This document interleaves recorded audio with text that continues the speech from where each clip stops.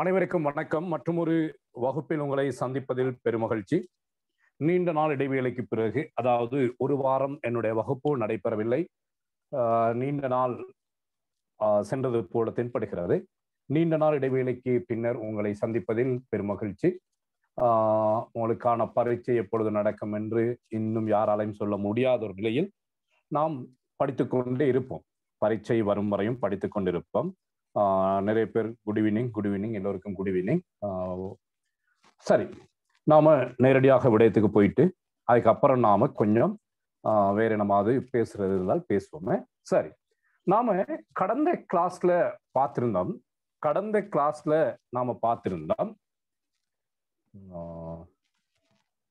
கடந்த வகுப்புல அரசியலமைப்பின் 17ஆம் 18ஆம் 19ஆம் திருத்தங்கள் தொடர்பாக பார்த்திருந்தோம். அரசியலமைப்பில் 17ஆம் 18ஆம் 19ஆம் திருத்தங்கள் தொடர்பாக கடந்த வகுப்பில் நாம் பார்த்திருந்தோம். இன்றைய வகுப்பில் நாம் பார்க்க இருக்கின்ற விடயம் அரசியலமைப்பின் 20வது சீர்திருத்தம். அரசியலமைப்பின் 20வது சீர்திருத்தம் தொடர்பாக இன்றைய வகுப்பில் நாம் பார்க்க இருக்கின்றோம். ஒரு நிமிஷம் அப்படியே இருக்கணும். எனக்கு கொஞ்சம் ஒரு முறை யோசிச்சுக்கொள்ளணும். 19ஆம் சீர்திருத்தத்தில் அரசியலமைப்பு பேரவை, 18ஆம் சீர்திருத்தத்தில் பாராளுமன்ற பேரவை, 17இல் அரசியலமைப்பு பேரவை. இது தொடர்பான விடயங்களை கொஞ்சம் ஒரு முறை பார்த்து கொள்ளணும். கொஞ்சம் அதுல அந்த 17 அரசியலமைப்பு பேரவை, 18 பாராளுமன்ற பேரவை, 19 அரசியலமைப்பு பேரவை. இந்த விடயங்களை கொஞ்சம் பார்த்து கொள்ளணும். ஒரு சின்ன தேவைக்காக இருக்குது. அதை பார்த்து கொண்டீங்கன்னு சொன்னா தான் நாம் அடுத்த செக்ஷனுக்கு போகலாம். கொஞ்சம் ஒரு முறை ஒரு 2 நிமிஷம் நினைவூட்டல் செய்து கொள்ளுங்க பாப்போம்.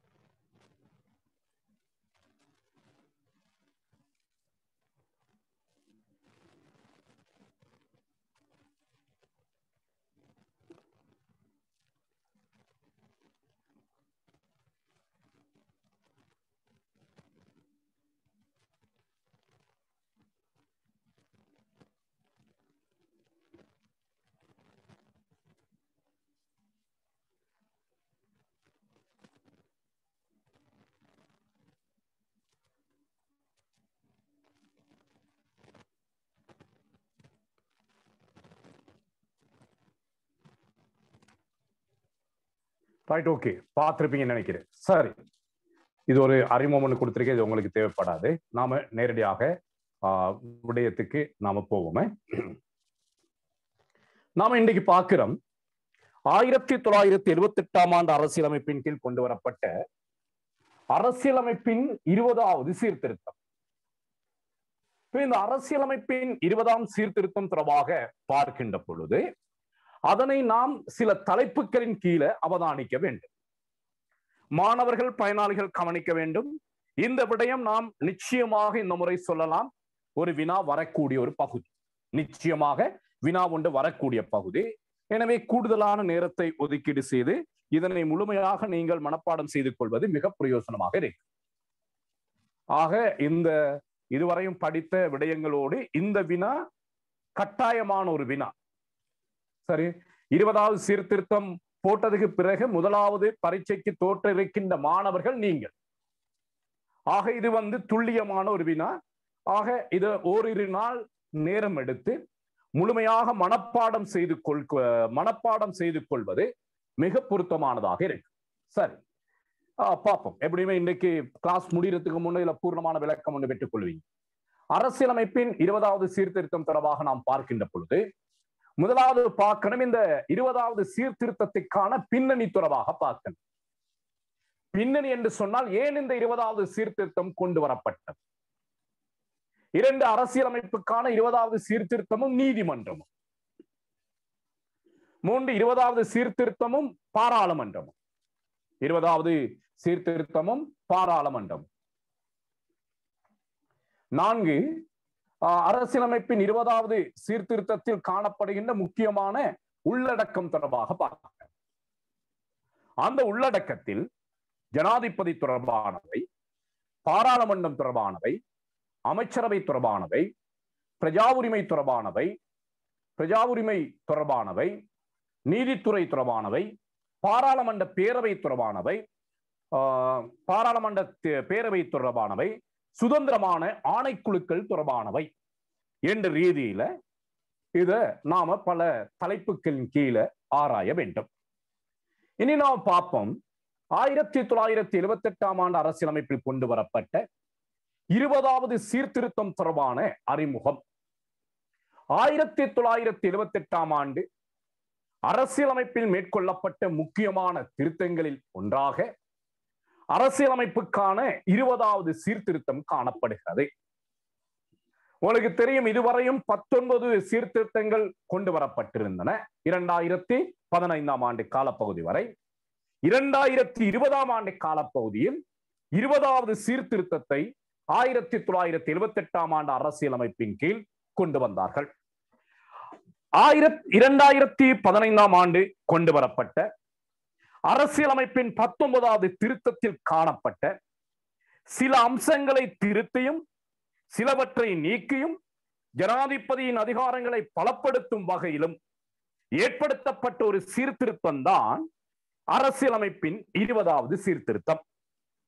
இதுல நாம பார்க்கிறோம், 19வது சீர்திருத்தத்தில் காணப்படுகின்ற பல அம்சங்கள் திருத்தப்பட்டிருக்கின்றன. 19வது சீர்திருத்தத்தில் காணப்படுகின்ற சில அம்சங்கள் நீக்கப்பட்டிருக்கின்றன. ஜனாதிபதியின் அதிகாரங்கள் பலப்படுத்தப்பட்டிருக்கின்றன. இந்த 3 விடயங்களும் 20வது அரசியலமைப்பு சீர்திருத்தத்தின் பிரதானமான விடயங்களாக இருக்கின்றன. என்ன அந்த 3 விடயங்கள்? ஒன்று, 19ல சில அம்சங்கள் திருத்தப்பட்டிருக்கின்றது. சில அம்சங்கள் 19ல் இருந்து முற்றுமுழுதாக நீக்கப்பட்டிருக்கின்றது. இங்கு ஜனாதிபதியின் அதிகாரங்கள் பல வகையிலையும் ஜனாதிபதியின் அதிகாரங்கள் 19ல் பல வகையில் குறைக்கப்பட்டிருந்தது. 20வது சீர்திருத்தத்தின் அடிப்படையில் ஜனாதிபதியின் அதிகாரங்கள் மீண்டும் பலப்படுத்தப்பட்டிருக்கின்றது. அரசியலமைப்புக்கான 19வது திருத்தமானது பாராளுமன்றம், அமைச்சரவை, பொதுச்சேவை, நீதி சேவை போன்ற அம்சங்களில் முக்கியமான மாற்றங்களை உள்வாங்கி இருந்தது. நாம் பார்த்திருந்தோமே, 19ஆம் சீர்திருத்தத்தில் பாராளுமன்றம் தொடர்பான மாற்றங்கள், அமைச்சரவை தொடர்பான மாற்றங்கள், பொதுச்சேவை தொடர்பான மாற்றங்கள், நீதி சேவை தொடர்பான மாற்றங்கள், இப்படி பல்வேறுபட்ட மாற்றங்கள் உள்வாங்கப்பட்டிருந்தன. இவ்வாறான அம்சங்களில் மீண்டும் மாற்றங்களை ஏற்படுத்தும் வகையில் இந்த தலைப்புகளின் கீழே இந்த மேற்கொள்ளப்பட்ட இந்த மாற்றங்களில் மீண்டும் மாற்றங்களை ஏற்படுத்தும் வகையிலேயே அரசியலமைப்புக்கான 20வது திருத்தம் கொண்டு வரப்பட்டது. இந்த பாராளுமன்றம், அமைச்சரவை, பொதுச்சேவை, நீதி சேவை என்று பல விடயங்களிலும் 20வது சீர்திருத்தத்தில் மாற்றங்கள் கொண்டு வரப்பட்டுள்ளன. எனினும் அரசியலமைப்புக்கான 19வது திருத்தத்தில் இருந்து 20வது திருத்தமானது முற்றுமுழுதாக நீக்கப்படவில்லை. 19வது சீர்திருத்தத்திலிருந்து முற்றுமுழுதாக 20வது சீர்திருத்தம் நீக்கப்படவில்லை. 19வது சீர்திருத்தத்தில் காணப்படுகின்ற சில அம்சங்கள் அப்படியே 20வது சீர்திருத்தத்திலும் காணப்படுகின்றன. ஆக 20வது சீர்திருத்தமானது 19வது சீர்திருத்தத்தில் இருந்து முற்றுமுழுதாக விலகிய ஒரு சீர்திருத்தம் அல்ல. 19வது சீர்திருத்தத்தில் காணப்படுகின்ற பல்வேறுபட்ட விடயங்கள் 20வது சீர்திருத்தத்திலும் காணப்படுகின்றன. இவ்வரசியலமைப்புக்கான 20வது திருத்தத்தின் உத்தேச சட்டம் மூலம் 2020ஆம் ஆண்டு செப்டம்பர் 1ஆம் தேதி வர்த்தமானியில் பிரசுரிக்கப்பட்டு 2020ஆம் ஆண்டு செப்டம்பர் 3ஆம் தேதி 1ஆம் தேதி பிரசுரிக்கப்பட்டு 3ஆம் தேதி மக்களுக்கு கிடைக்கப்பெற்றது. அப்போ ஒரு அரசியலமைப்பில் திருத்தம் கொண்டு வரப்படும் சொன்னால் அது முதலாவது வர்த்தமானில பிரசுரிக்கப்பட்டு அது மக்களின் கரங்களுக்கு கிடைக்கப்பெற வேண்டும். அந்த வகையில் செப்டம்பர் மாதம் 3ஆம் தேதி மக்களின் கரங்களுக்கு இந்த 20வது சீர்திருத்தம் தொடர்பான விடயங்கள் கிடைக்க பெற்றது. இத்திருத்தமானது 2020 ஆண்டு செப்டம்பர் 22ஆம் தேதி பாராளுமன்றத்தில் சமர்ப்பிக்கப்பட்டது. பின்னர் இத்திருத்தம் தொடர்பான பல்வேறுபட்ட வாத பிரதிவாதங்கள் இடம்பெற்று 2020ஆம் ஆண்டு அக்டோபர் மாதம் 22ஆம் தேதி பாராளுமன்றத்தில் 156 வாக்குகளால், அதாவது 3/2 பெரும்பான்மை வாக்குகளால் நிறைவேற்றப்பட்டு 2020ஆம் ஆண்டு அக்டோபர் மாதம் 29ஆம் தேதி சபாநாயகரின் சான்றுபடுத்தலுடன் நடைமுறைக்கு வந்தது. ரைட், இதுல கவனிக்க வேண்டும். நீங்க கொஞ்சம் திகதிகள் இருக்கு, இதை துல்லியமாக அப்படியே சொல்லுங்க. அப்ப விட அந்த மிக பொருத்தமான விடையாக இருக்கும். இதுல கொஞ்சம் திகதிகள் இருக்குது, அந்த திகதிகளை நீங்க துல்லியமாக சொல்ல போனீங்கன்னு சொன்னால் உங்களோட விட திருத்தமானதாக இருக்கும். ஆனா முதலாவது பார்க்கிற நாம செப்டம்பர் 1ஆம் தேதி. செப்டம்பர் 1ஆம் தேதி உத்தேச சட்டம் மூலம் வர்த்தமானில் பிரசுரிக்கப்பட்டது. அடுத்து நாம என்ன பார்க்கிறோம்? செப்டம்பர் 3ஆம் தேதி அந்த உத்தேச திட்டம் மக்களின் கைகளுக்கு கிடைக்கப்பெறுகிறது. அடுத்து நாம பார்க்கிறோம் செப்டம்பர் 22ஆம் தேதி அது பாராளுமன்றத்தில் சமர்ப்பிக்கப்பட்டது.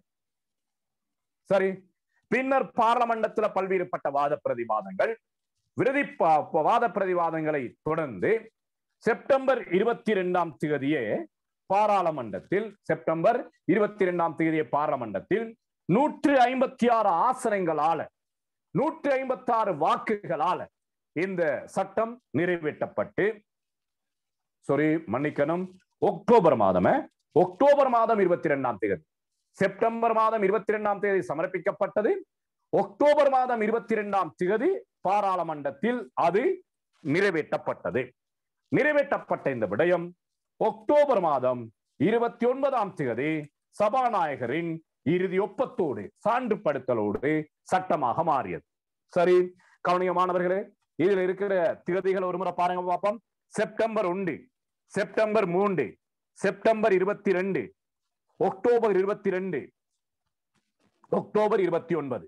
ஓகே, செப்டம்பர்ல 2 தேதிகள், செப்டம்பர்ல 3 தேதிகள், 1, 3, 22, அக்டோபர்ல 22, 29. அப்ப இதை பாடமாக்கி கொள்ளுங்க என்ன நடந்ததுன்னு சொல்லி. அப்ப உங்களோட விட அப்படியே சும்மா துல்லியமாக ஒரு விடைய கொடுத்த மாதிரி இருக்கும். 20வது சீர்திருத்தம் சம்பந்தமாக பேப்பர் திருத்துற வரைக்கும், உங்களுடைய வினாத்தாளை திருத்துற வரைக்கும் பல்வேறுபட்ட விடயங்களை நீங்கள் தெளிவுபடுத்தக்கூடியதாக இருக்கு. இப்படி இந்த அளவு துல்லியமாக பார்த்திருக்க மாட்டாங்க. ஓகே, ரைட், டேட் ஓகே பாருங்க பாப்போம். September 1, September 3, September 22, October 22, October 29. Class முடிய ஒவ்வொருத்தரும் இந்த டேட்ல பேரை சொல்றாக்கள் என்ன நடந்ததுன்னு சொல்லி எனக்கு சொல்ல வேண்டி வரும். ஓகே, இவ் அரசியலமைப்புக்கான 20வது திருத்தமானது 19வது திருத்தத்தினூடாக அரச தலைவரான ஜனாதிபதியிடம் இருந்து நீக்கப்பட்ட சட்ட நிறைவேற்று நீதி அதிகாரங்களை மீண்டும் அவருக்கே வழங்கும் வகையில் கொண்டு வரப்பட்ட ஒரு சீர்திருத்தம். எப்படி நாம அறிமுகப்படுத்துறோம்? 19வது சீர்திருத்தத்தினூடாக ஜனாதிபதியிடம் இருந்து பறிக்கப்பட்ட சட்டத்துறை, நிறைவேற்றுத்துறை, நீதித்துறை போன்ற முக்கியமான அதிகாரங்களை மீண்டும் ஜனாதிபதிக்கே பெற்றுக் கொடுக்கும் நோக்கில் கொண்டு வரப்பட்ட ஒரு சீர்திருத்தம் தான் 20வது சீர்திருத்தம். பாருங்க என்னன்னு சொல்லி, இதன் பிரதானமான நோக்கம் என்னது? 19வது சீர்திருத்தத்தினூடாக ஜனாதிபதிக்காக மூலயாப்பில் சொல்லப்பட்டிருந்த பல்வேறுபட்ட அதிகாரங்களும், ஒரு நிமிஷம், மூலயாப்பில் சொல்லப்பட்டிருந்த பல்வேறுபட்ட அதிகாரங்களும், அதே போல 18ஆம் திருத்தத்தினூடாக அதிகரிக்கப்பட்ட பல்வேறுபட்ட அதிகாரங்களும் 19வது திருத்தத்தினூடாக குறைக்கப்பட்டது. இவ்வாறு ஜனாதிபதிக்கு குறைக்கப்பட்ட சட்ட நிறைவேற்று நீதித்துறை தொடர்பான அதிகாரங்களை மீண்டும் அவருக்கு பெற்றுக் கொடுத்து ஜனாதிபதியை பலமிக்கவராக மாற்றுவதற்காக கொண்டு வரப்பட்ட ஒரு சீர்திருத்தம் தான் அரசியலமைப்பின் 20வது சீர்திருத்தமாகும். இது வர்த்தமானியில் பிரசுரிக்கப்பட்டு பாராளுமன்றத்தில் சமர்ப்பிக்கப்பட்டதிலிருந்து, எப்பொழுது பாராளுமன்றத்தில் சமர்ப்பிக்கப்பட்டது? செப்டம்பர் 22ஆம் தேதி பாராளுமன்றத்தில் சமர்ப்பிக்கப்பட்டது. செப்டம்பர் 22ஆம் தேதி பார்லமெண்டத்தில் சமர்ப்பிக்கப்பட்டதில் இருந்து அக்டோபர் 22 வரை பல்வேறுபட்ட வாத பிரதிவாதங்கள் நடந்தன. இவ்வாறு வாத பிரதிவாதங்கள் நடந்த காலப்பகுதியில் பல்வேறுபட்ட தரப்பினராலும் அரசியல் கட்சிகள், அமுக்க குழுக்கள், சிவில் சமூகம் மற்றும் பல்வேறு பொது மக்களினாலும் இந்த சீர்திருத்தம் தொடர்பாக கடுமையாக எதிர்க்கப்பட்டு வந்தது. இப்ப நீங்க பார்த்திருப்பீங்க, இந்த ஃபோர்ட் சிட்டி சம்பந்தமாக எப்படி எதிர்ப்புகள் வந்ததோ அதே போல இந்த சீர்திருத்தம் சம்பந்தமாகவும் பல்வேறுபட்ட எதிர்ப்புகள் தெரிவிக்கப்பட்டு வந்தது. இந்த சீர்திருத்தம் தொடர்பாக குறிப்பாக இத்திருத்தமானது இலங்கை அரசியலமைப்பை மீறுவதாகவும், ஜனாதிபதியின் அதிகாரங்களை பலப்படுத்தி பாராளுமன்றம், அமைச்சரவை, நீதி சேவை மற்றும் சுயாதீன ஆணைக்குழுக்களின் அதிகாரங்களை கட்டுப்படுத்துவதற்காக கொண்டு வரப்பட்டது என விமர்சிக்கப்படும். ஜனாதிபதியின் அதிகாரங்களை பலப்படுத்தி பாராளுமன்றம், அமைச்சரவை, நீதி சேவை, சுயாதீனமான ஆணைக்குழுக்கள் என்பவற்றின் அதிகாரங்களை கட்டுப்படுத்துவதற்காக கொண்டு வரப்பட்ட ஒரு சீர்திருத்தம் என்று பலராலும் விமர்சிக்கப்பட்டது. இவ்வாறான விமர்சனங்கள் முன்வைக்கப்பட்டாலும் ஏன் இந்த திருத்தமானது அரசியலமைப்பில் உள்வாங்கப்பட்டது என்பதற்காக இதன் பின்னணியை அறிந்து வைத்திருப்பது அவசியம். இப்படி பல்வேறுபட்ட விமர்சனங்களுக்கு மத்தியிலையும் இந்த திட்டத்தை நிறைவேற்றினார்கள். ஏன் அப்படி நிறைவேற்றினார்கள் என்பது ஆராயப்பட வேண்டிய விடயம். சரி, நாம முதலாவது பார்க்கிறோம் இந்த 20வது அரசியல் சீர்திருத்தத்தினது பின்னணி. அரசியலமைப்பின் 20வது திருத்தத்தினது பின்னணி தொடர்பாக நாம் பார்க்க வேண்டும். 20வது திருத்தம் கொண்டு வரப்படுவதில் பல்வேறுபட்ட காரணிகள் செல்வாக்காக இருந்தன. அவற்றினை பின்வருமாறு நாம வகைப்படுத்தி நோக்கலாம். பல்வேறுபட்ட காரணிகள் இருந்தாலும் அடிப்படையான காரணம் என்னன்னு சொல்லலாம். நாம அடிப்படையான காரணம் என்னது? 19வது திருத்தத்தினூடாக ஜனாதிபதிக்கு சட்டத்துறை, நிறைவேற்றுத்துறை, நீதித்துறை, பொது சேவை போன்றவற்றில் குறைக்கப்பட்ட அதிகாரங்களை மீண்டும் பெற்றுக் கொடுப்பதுதான் இதன் பிரதானமான நோக்கம். Okay, right. இனி அந்த நோக்கங்கள் ஒவ்வொன்றையும் நாம் தனித்தனியாக அவதானிப்போம். ஒன்று, ஸ்திரமான ஆட்சியை ஏற்படுத்துவது.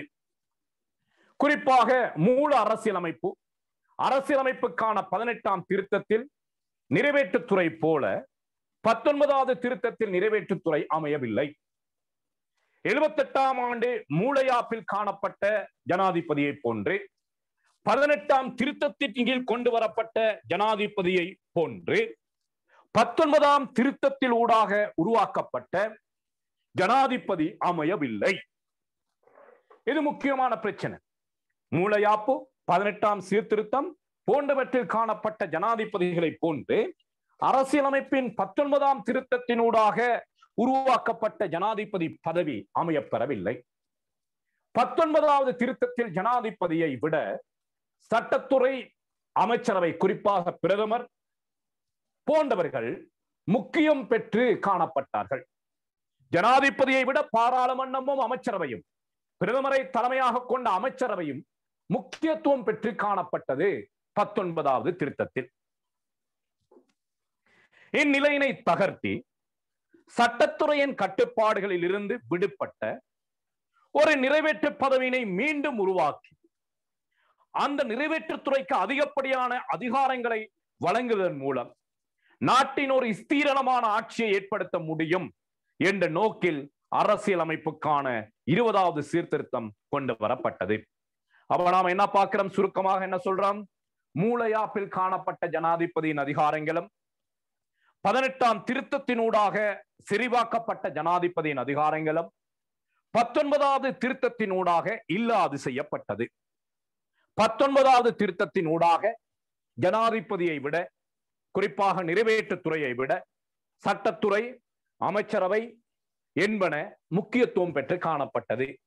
ஜனாதிபதியை விட அதிகப்படியான அதிகாரங்கள் பாராளுமன்றத்திடம் காணப்பட்டது. சட்டத்துறையின் கட்டுப்பாட்டில் இருந்து விடுவிக்கப்பட்ட நிறைவேற்று பதவியினை மீண்டும் உருவாக்கி, அதாவது 19வது திருத்தத்தினூடாக ஜனாதிபதி சட்டத்துறைக்கு கட்டுப்பட்டவர். தனது இஷ்டப்படி சட்டத்துறையை இவர் ஆட்டிப்படைக்க முடியாது. அவ்வாறு இல்லாமல் போன அதிகாரத்தை மீண்டும் ஜனாதிபதிக்கு பெற்றுக் கொடுத்து நாட்டின் ஒரு ஸ்திரமான ஆட்சியை ஏற்படுத்த நோக்கில் உருவாக்கப்பட்டதுதான் இந்த 20வது சீர்திருத்தம் ஆகும். ஓகே, இரண்டாவது நாம பார்க்கிறோம், இந்த சட்டத்துறை நிறைவேற்றுத்துறை என்பவற்றுக்கிடையிலான முரண்பாடுகளை தவிர்த்த 2015ஆம் ஆண்டுக்கு பிறகுள்ள இலங்கை அரசியல் சூழ்நிலையை அவதானிக்கும் பொழுது அங்கு சட்ட நிறைவேற்றுத்துறை என்பன முரண்படும் நிலை காணப்பட்டது. சட்ட நிறைவேற்றுத்துறை என்பன ஒரு முரண்படுகின்ற தன்மை கொண்டதாக காணப்பட்டது. இந்த சட்டத்துறைக்கும் நிறைவேற்றுத்துறைக்கும் இடையில் ஒரு இழுபறி நிலை காணப்பட்டது. இதனை தவிர்த்து நிறைவேற்றுத்துறைக்கு சட்டத்துறையினை விட அதிகப்படியான அதிகாரங்களை வழங்குவதன் மூலம் நாட்டில் நிறைவேற்றுத்துறையை பலமிக்கதாக மாற்றியமைக்கலாம் என்ற எண்ணத்தின் அடிப்படையில் அரசியலமைப்பில் 20வது சீர்திருத்தம் கொண்டு வரப்பட்டது. என்ன பார்த்திருக்கிறோம்? 19ஆம் திருத்தத்தினூடாக சட்ட நிறைவேற்று துறைகளுக்கு இடையில ஒரு முரண்பட்ட தன்மையும், சட்ட நிறைவேற்று துறைகளுக்கு இடையில ஒரு இழுப்பறியான தன்மையும் காணப்பட்டது. இதனால் நாட்டில் அந்த காலப்பகுதியில் சட்டத்துறையை நிறைவேற்றுத்துறை விமர்சிப்பதும், நிறைவேற்றுத்துறையை சட்டத்துறை விமர்சிப்பதும் வழக்கமாக, வேடிக்கையாக, வளமையாக இருந்தது. அப்போ இவ்வாறான நிலையில் அந்த சட்டத்துறையின் அதிகாரங்களை கட்டுப்படுத்தி சட்டத்துறையை விட நிறைவேற்றுத்துறையின் அதிகாரங்களை அதிகரிக்க செய்ய வேண்டும் என்ற நோக்கில் அவ்வாறு அதிகரிக்க செய்வதன் ஊடாக நிலையான, உறுதியான ஆட்சியினை ஏற்படுத்தலாம் என கருதி அரசியலமைப்பின் 20வது சீர்திருத்தத்தை கொண்டு வந்தார்கள். அப்ப கொண்டு வரப்பட்டமைக்கான அடுத்த காரணம். அடுத்து நாம பார்க்கிறோம் ஜனாதிபதியின் அதிகாரங்களை அதிகரித்து நாட்டில் துரித பொருளாதார அபிவிருத்தியை மேற்கொள்ளும். குறிப்பாக அரசியலமைப்புக்கான 19வது திருத்தத்தின் ஊடாக ஜனாதிபதி பாராளுமன்றத்தில் தங்கியிருக்க வேண்டிய நிலை ஏற்பட்டு இருந்தது. பிரதமரின் ஆலோசனைப்படி செயற்பட வேண்டிய சூழ்நிலை காணப்பட்டது. 19வது திருத்தத்தின் அடிப்படையில் ஜனாதிபதி சட்டத்துறைக்கு கட்டுப்பட்டவராகவும், ஜனாதிபதி பிரதமரின் ஆலோசனைப்படி செயலாற்ற வேண்டிய ஒருவராகவும் காணப்பட்டது. இந்த நிலை நிறைவேற்றுத்துறை சட்டத்துறைக்கு கட்டுப்படுகின்ற தன்மையும், நாட்டின் தலைவர் பிரதமருக்கு கீழாக இருக்கின்ற தன்மையும், நாடு எதிர்நோக்குகின்ற அரசியல், சமூக, பொருளாதார பிரச்சனைகளுக்கு விரைந்து தீர்வு காணக்கூடிய வல்லமை உடையதாக இருக்காது. சரி, எனவே இலங்கையின் துரித பொருளாதார அபிவிருத்தி என்பது ஒரு கனவாகவே காணப்பட்டது. ஜனாதிபதிக்கும் சட்டத்துறைக்கும் இடையிலான அந்த அதிகார போராட்டத்தில் நாட்டின் அபிவிருத்தி வேலைகள் முற்றுமுழுதாக தடைப்பட்டது. ஆக நாட்டின் அபிவிருத்தி அடைய முடியாத ஒன்றாகவே காணப்பட்டது இந்த காலப்பகுதியில். இவர்கள் நாட்டின் அபிவிருத்திக்கு செலவழித்த நேரத்தை விட சட்ட நிறைவேற்று துறைகளுக்கிடையே ஏற்படக்கூடிய பிரச்சனைகளை நிவர்த்திப்பதற்கு கூடுதலான நேரத்தை செலவு செய்தார்கள். சரி, இது நாட்டின் அபிவிருத்திக்கு பாதகமாக இருந்தது. இந்த கனவை நனவாக்க நாட்டின் அபிவிருத்தியை துரிதப்படுத்த வேண்டும், நாட்டின் அபிவிருத்தியை அதிகரிக்க வேண்டும். இந்த கனவை நனவாக்க வேண்டுமாயின் ஜனாதிபதி அதிக அதிகாரங்களை கொண்டவராக இருத்தல் வேண்டும்.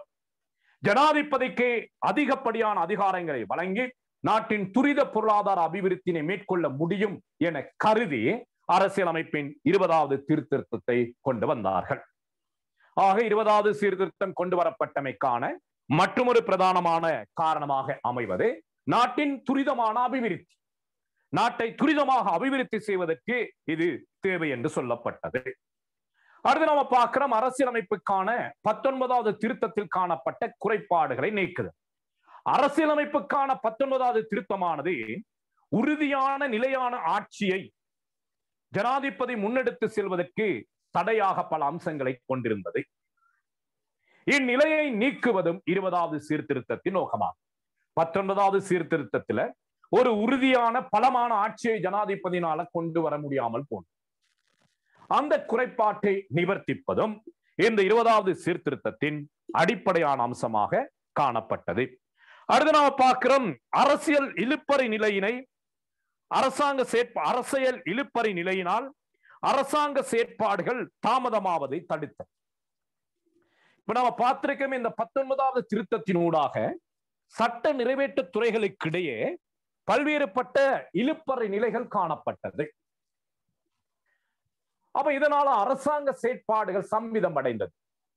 சட்டத்துறை நிறைவேற்றுத்துறை போன்றவற்றுக்கிடையிலான பிரச்சனைகளை நிவர்த்திப்பதற்காக கூடுதலான நேரம் காலம் ஒதுக்கப்பட்டதை ஒழிய நாட்டின் அபிவிருத்திக்காக அரசாங்கத்தின் ஏனைய செயற்பாடுகளுக்காக நேரம் ஒதுக்குவதே குறைவாக இருந்தது. அதே போன்று அமைச்சரவை ஜனாதிபதிக்கு இடையிலான ஒரு இழுப்பறி நிலை காணப்பட்டது. இழுப்பறி நிலை காணப்பட்டது. உங்களுக்கு தெரியும் 2018ஆம் ஆண்டு ஏற்பட்ட அக்டோபர் புரட்சி. அக்டோபர் புரட்சியின் காரணமாக ஒரு பிரதமர் கதிரைக்கு 2 பிரதமர் என்ற நிலை உருவாகியது. நாட்டின் 2 அமைச்சரவைகள், ஐக்கிய தேசிய கட்சி தலைமையில ஒரு அமைச்சரவையும் மஹிந்த ராஜபக்ச தலைமையில ஒரு அமைச்சரவை. இதெல்லாம் நீங்க எழுதலாம, இந்த விடயங்கள் நான் பேரோட கொடுக்கிறேன், நீங்க பேரோட எக்ஸாமுக்கு எழுதலாம். மஹிந்த ராஜபக்ச தலைமையில ஒரு அமைச்சரவையும் ரணில் விக்ரமசிங்க தலைமையில ஒரு அமைச்சரவையும், அலரி மாளிகையில ஒரு பிரதமரும், விஜயராம மாவட்டத்தில ஒரு பிரதமரும், இப்படி பல்வேறுபட்ட சிக்கல்கள் காணப்பட்டது இந்த காலப்பகுதி. பிரதமர் கதிரை ஒன்று 2 பிரதமர், 2 அமைச்சர்கள், 2 அமைச்சரவைகள், இப்படி பல்வேறுபட்ட சிக்கல்கள் ஏற்பட்டது. 2018ஆம் ஆண்டு மைத்திரிபாலையால மேற்கொள்ளப்பட்ட அதனை அக்டோபர் புரட்சி என அரசியல் நோக்குநர்கள் அடையாளப்படுத்துகின்றார். அக்டோபர் புரட்சியினை தொடர்ந்து இவ்வாறான சிக்கல்களை தடுப்பதற்கு இவ்வாறானதொரு நிலை எதிர்வரும் காலங்களில் ஏற்படாது இருக்க வேண்டுமா? 19வது திருத்தத்தில் பல்வேறுபட்ட மாற்றங்களை கொண்டு வர வேண்டிய தேவை ஏற்பட்டது. எனவே 19வது திருத்தத்தில் காணப்பட்ட இந்த இழுப்பறி நிலையை முடிவுக்கு கொண்டு வரும் வகையில் 20வது சீர்திருத்தம் கொண்டு வரப்பட்டது. அடுத்தது, ஜனாதிபதியின் விருப்பத்திற்கமைய செயற்படக்கூடிய பாராளுமன்றத்தினை உருவாக்கும்.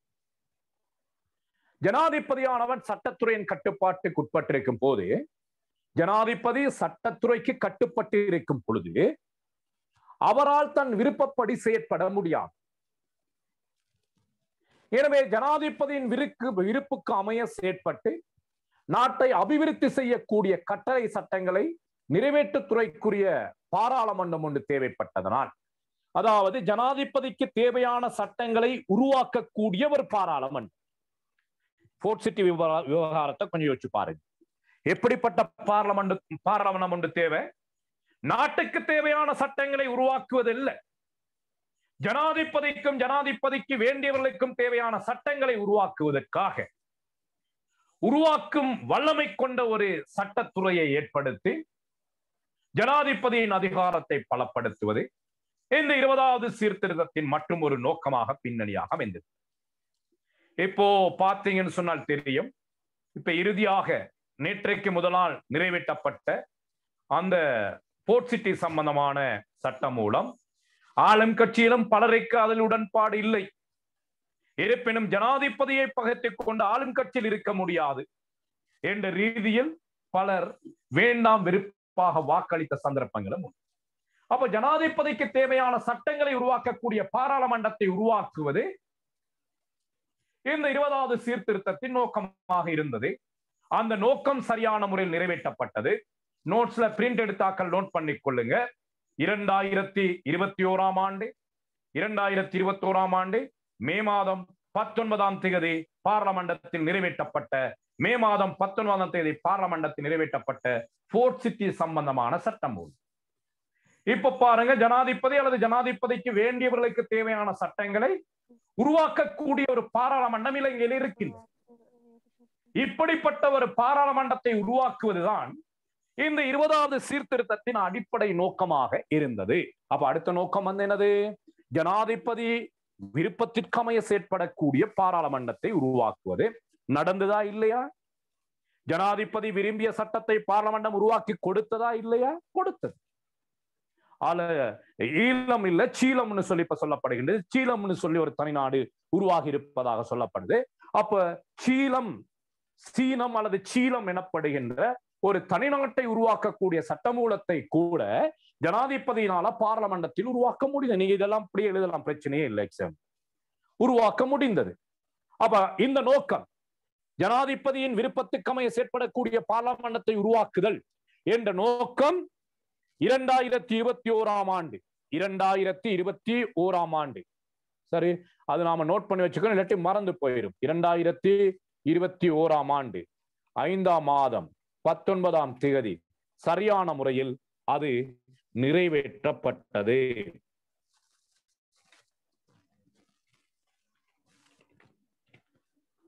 இப்போ நமக்கு தெரியும், இன்னொரு 2-3 வருடம் காண போனதுக்கு அப்புறம் இந்த டேட்டா அதெல்லாம் மறந்து போய். அப்ப ஜனாதிபதியின் விருப்பத்துக்கமைய செயற்படக்கூடிய பாராளுமன்றத்தை உருவாக்குவது 20வது சீர்திருத்தத்தின் அடிப்படையான நோக்கமாக இருந்தது.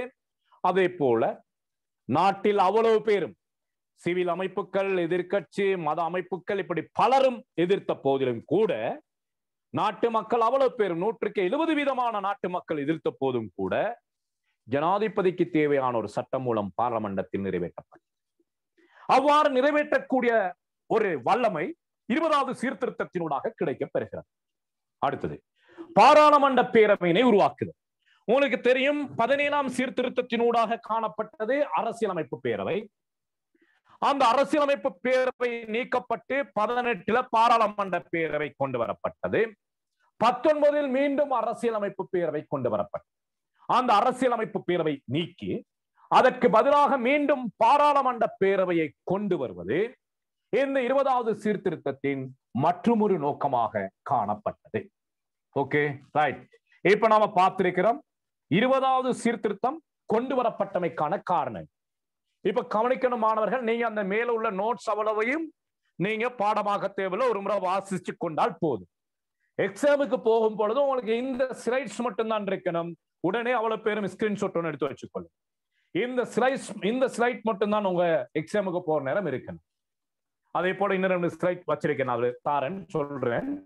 அப்போ இது மட்டும் இருக்குமாக இருந்தால் நீங்க இதனை அடிப்படையாக கொண்டு 2 பக்கத்திற்கு விடைகளை எழுதக்கூடியதாக இருக்கு.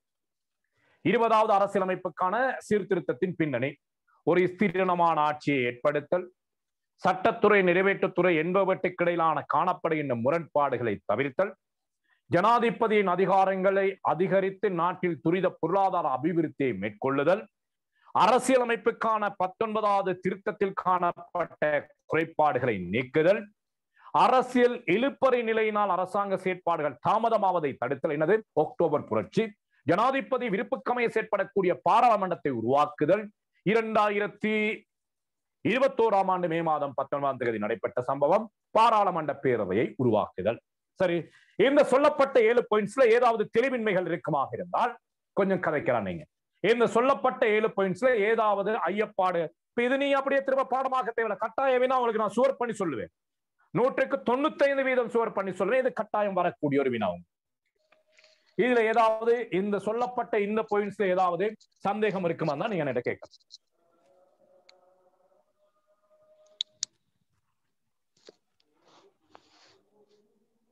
ரைட், ஒருத்தருக்கு மில்லு அப்படின்னு சொன்னால் நாம அடுத்த செக்ஷனுக்கு போகலாம. யாரோ ஒரு ஆள் மைக் ஓன் பண்ணி வச்சிருக்கீங்க, மைக் ஓப் பண்ணி கொள்ளுங்க. சந்தேகம் கேட்கலன்னா மைக் ஓன் பண்ணுங்க, அப்படி சொன்னா மைக் ஓப் பண்ணுங்க. சரி, அப்போ நாம அடுத்த செக்ஷனுக்கு நாம போகலாம். ரைட், அடுத்தது நாம பார்க்கிறோம், என்ன பார்த்திருக்கிறோம்? 20வது சீர்திருத்தம் தொடர்பான அறிமுகம் பார்த்திருக்கிறோம். இந்த 20வது சீர்திருத்தம் ஏற்படுத்தப்பட்டமைக்கான காரணங்கள் அல்லது பின்னணி தொடர்பாக பார்த்திருக்கிறோம். அடுத்து நாம பார்க்கிறோம், இந்த 20வது சீர்திருத்தத்தின் ஊடாக கொண்டு வரப்பட்ட முக்கியமான திருத்தங்கள். 20வது சீர்திருத்தத்தின் ஊடாக கொண்டு வரப்பட்ட முக்கியமான திருத்தங்கள் தொடர்பாக நாம பார்க்கிறோம். அந்த 20வது சீர்திருத்தத்தின் முக்கியமான திருத்தங்கள் தொடர்பாக நாம பார்க்கிறோம். அதுல முதலாவது பார்க்கிறோம், அரசியலமைப்புக்கான 20வது திருத்தமும் நீதிமன்றமும். நீதிமன்ற தொகுதி, இந்த நீதிமன்றத்தோட இந்த 20வது சீர்திருத்தம் எப்படி தொடர்புபடுகிறது அப்படின்னு சொல்லி, 20வது திருத்தமானது பாராளுமன்றத்தில் சமர்ப்பிக்கப்பட்ட பொழுது இதற்கு எதிராக உயர் நீதிமன்றத்தில் 39 மனுக்கள் தாக்கல் செய்யப்பட்டது. இதற்கு எதிராக நாடாளுமன்றத்தில் 39 மனுக்கள் தாக்கல் செய்யப்பட்டது. இத்திருத்தமானது அரசியலமைப்புடன் முரண்படுவதனால் அதன் சில ஏற்பாடுகளை திருத்த பாராளுமன்றத்தில் 3/2 பெரும்பான்மையுடன் மக்கள் தீர்ப்பு அவசியமாகும் என்னும் கருத்துக்கள் எல்லாம் முன்வைக்கப்பட்டது. அப்ப இதுல இப்ப பார்த்தோமே, இந்த ஃபோர்ட் சிட்டி பில்லையும் பார்த்தீங்கன்னு சொன்னால் கிட்டத்தட்ட 70 இதுகள்ல 25க்கு மேற்பட்ட திருத்தங்கள் திருத்தப்பட்டது. அப்ப அதே போல இங்கேயும் சொல்லப்படுது, இந்த 20வது சீர்திருத்தத்தில் பல விடயங்களை திருத்துவதற்கு பாராளுமன்றத்தில் 3/2 பெரும்பான்மையுடன் மக்கள் தீர்ப்பும் அவசியமாகும் என்னும் கருத்துக்கள் முன்வைக்கப்பட்டது. இத்திருத்தத்தில் உள்ள சில ஏற்பாடுகள் ஜனாதிபதியின் அதிகாரங்களை அதிகரிக்கும் அதே வேளையில் அவை மக்கள் இறைமையுடன் முரண்படுவதாக சுட்டிக்காட்டப்பட்டது. மக்கள் இறைமைன்னு சொன்னால் பாராளுமன்றம்.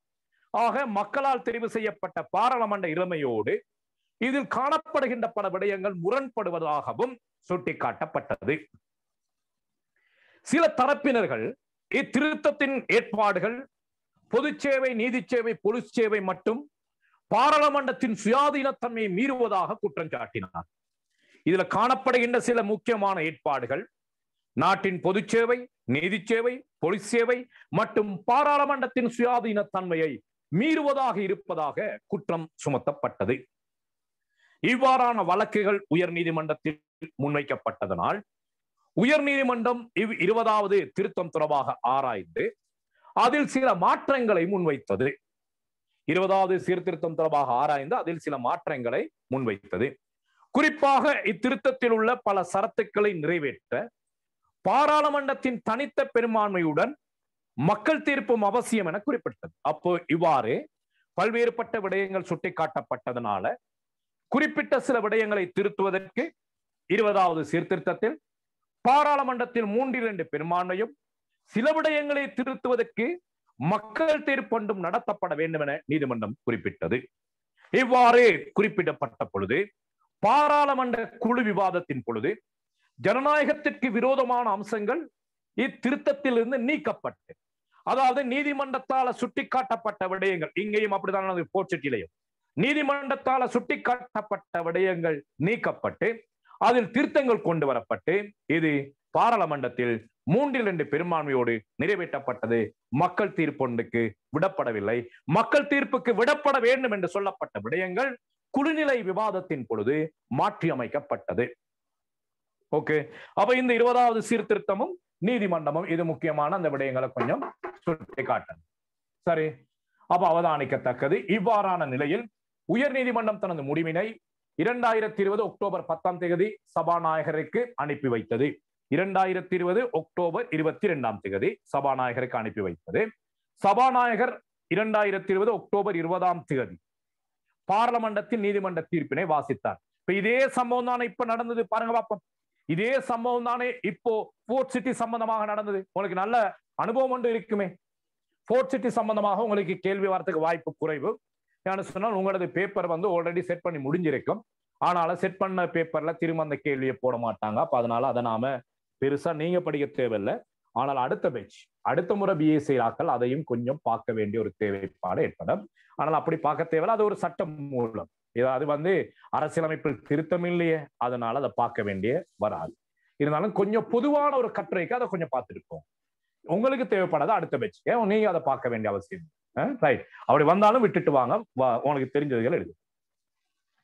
அதன் அடிப்படையில் உயர் நீதிமன்ற தீர்ப்பின் அடிப்படையில் பாராளுமன்ற குழு விவாதத்தின் பொழுது உத்தேச 20வது திருத்த சட்ட மூலங்களில் சில அம்சங்கள் மாற்றப்பட்டு பாராளுமன்றத்தில் சமர்ப்பிக்கப்பட்டு, பாருங்க ஃபோர்ட் சிட்டியில் என்ன செய்யப்பட்டது, நீதிமன்றம் சொன்னதுக்கு அப்புறம் நீதிமன்றத்தால் சொல்லப்பட்ட விடயங்கள் அவ்வளவும் திருத்தப்பட்டு மீண்டும் பாராளுமன்றத்தில் சமர்ப்பிக்கப்பட்டது. எனவே ஆரம்பத்தில் வர்த்தமானில் வெளியிடப்பட்ட உத்தேச 20வது திருத்த சட்ட மூலத்தை அடிப்படையாக கொண்டு இறுதியாக நிறைவேற்றப்பட்ட 20வது திருத்த சட்டம் அமையவில்லை என்பது தெளிவாகிறது. ஆரம்பத்தில் தயாரிக்கப்பட்ட 20வது திருத்த சட்டம் வேறு, பாராளுமன்றத்தில் நிறைவேற்றப்பட்ட 20வது திருத்த சட்டம் வேறு. பல விடயங்கள் மாற்றி அமைக்கப்பட்டு, மாற்றி அமைக்காமலும் அப்படியே இருந்திருக்குமாக இருந்தால் இன்று நாட்டின் நிலை மிக மோசமானதாக இருந்திருக்கும். தற்பொழுதும் அப்படிதான். இத்திருத்தமானது உயர்நீதிமன்ற தீர்ப்பு அரசியல் கட்சிகள் மற்றும் சிவில் சமூகத்தின் கருத்தினை கேட்ப உருவாக்கப்பட்டு இன்று வரை நடைமுறைப்படுத்தப்பட்டு வருவதை அவதானிக்கலாம். இன்னும் அரசியலமைப்பின் 20வது திருத்த சட்டம் தான் நடைமுறையில் இருக்கின்றது. Okay right. அப்ப இது என்ன பார்த்திருக்கிறோம்? 20வது சீர்திருத்தத்தினது பின்னணியோட நீங்க போடலாம். சரி, அப்ப இந்த விடயத்தை நீங்க தேவைப்பட்டதுன்னு சொன்னால் அந்த அறிமுகத்துக்கு கீழே கொடுத்துட்டு அதுக்கப்புறம் பின்னணி எப்படி போட்டாலும் பிரச்சனை இல்லை, இந்த விடயங்களை கொடுக்க பாருங்க. இந்த சீர்திருத்தம் முன்வைக்கப்பட்ட பொழுது இதுக்கு எதிராக ஏற்பட்ட சலசலப்புகள் தொடர்பாக கட்டாயமாக நீங்க சுட்டி காட்ட வேண்டிய ஏற்படும். அடுத்து நாம பார்க்கிறோம் இந்த அரசியலமைப்பின் 20வது சீர்திருத்தமும் அரசியலமைப்பின் 20வது சீர்திருத்தமும் ஒரு நிமிஷம். அரசியலமைப்பின் 20வது சீர்திருத்தமும்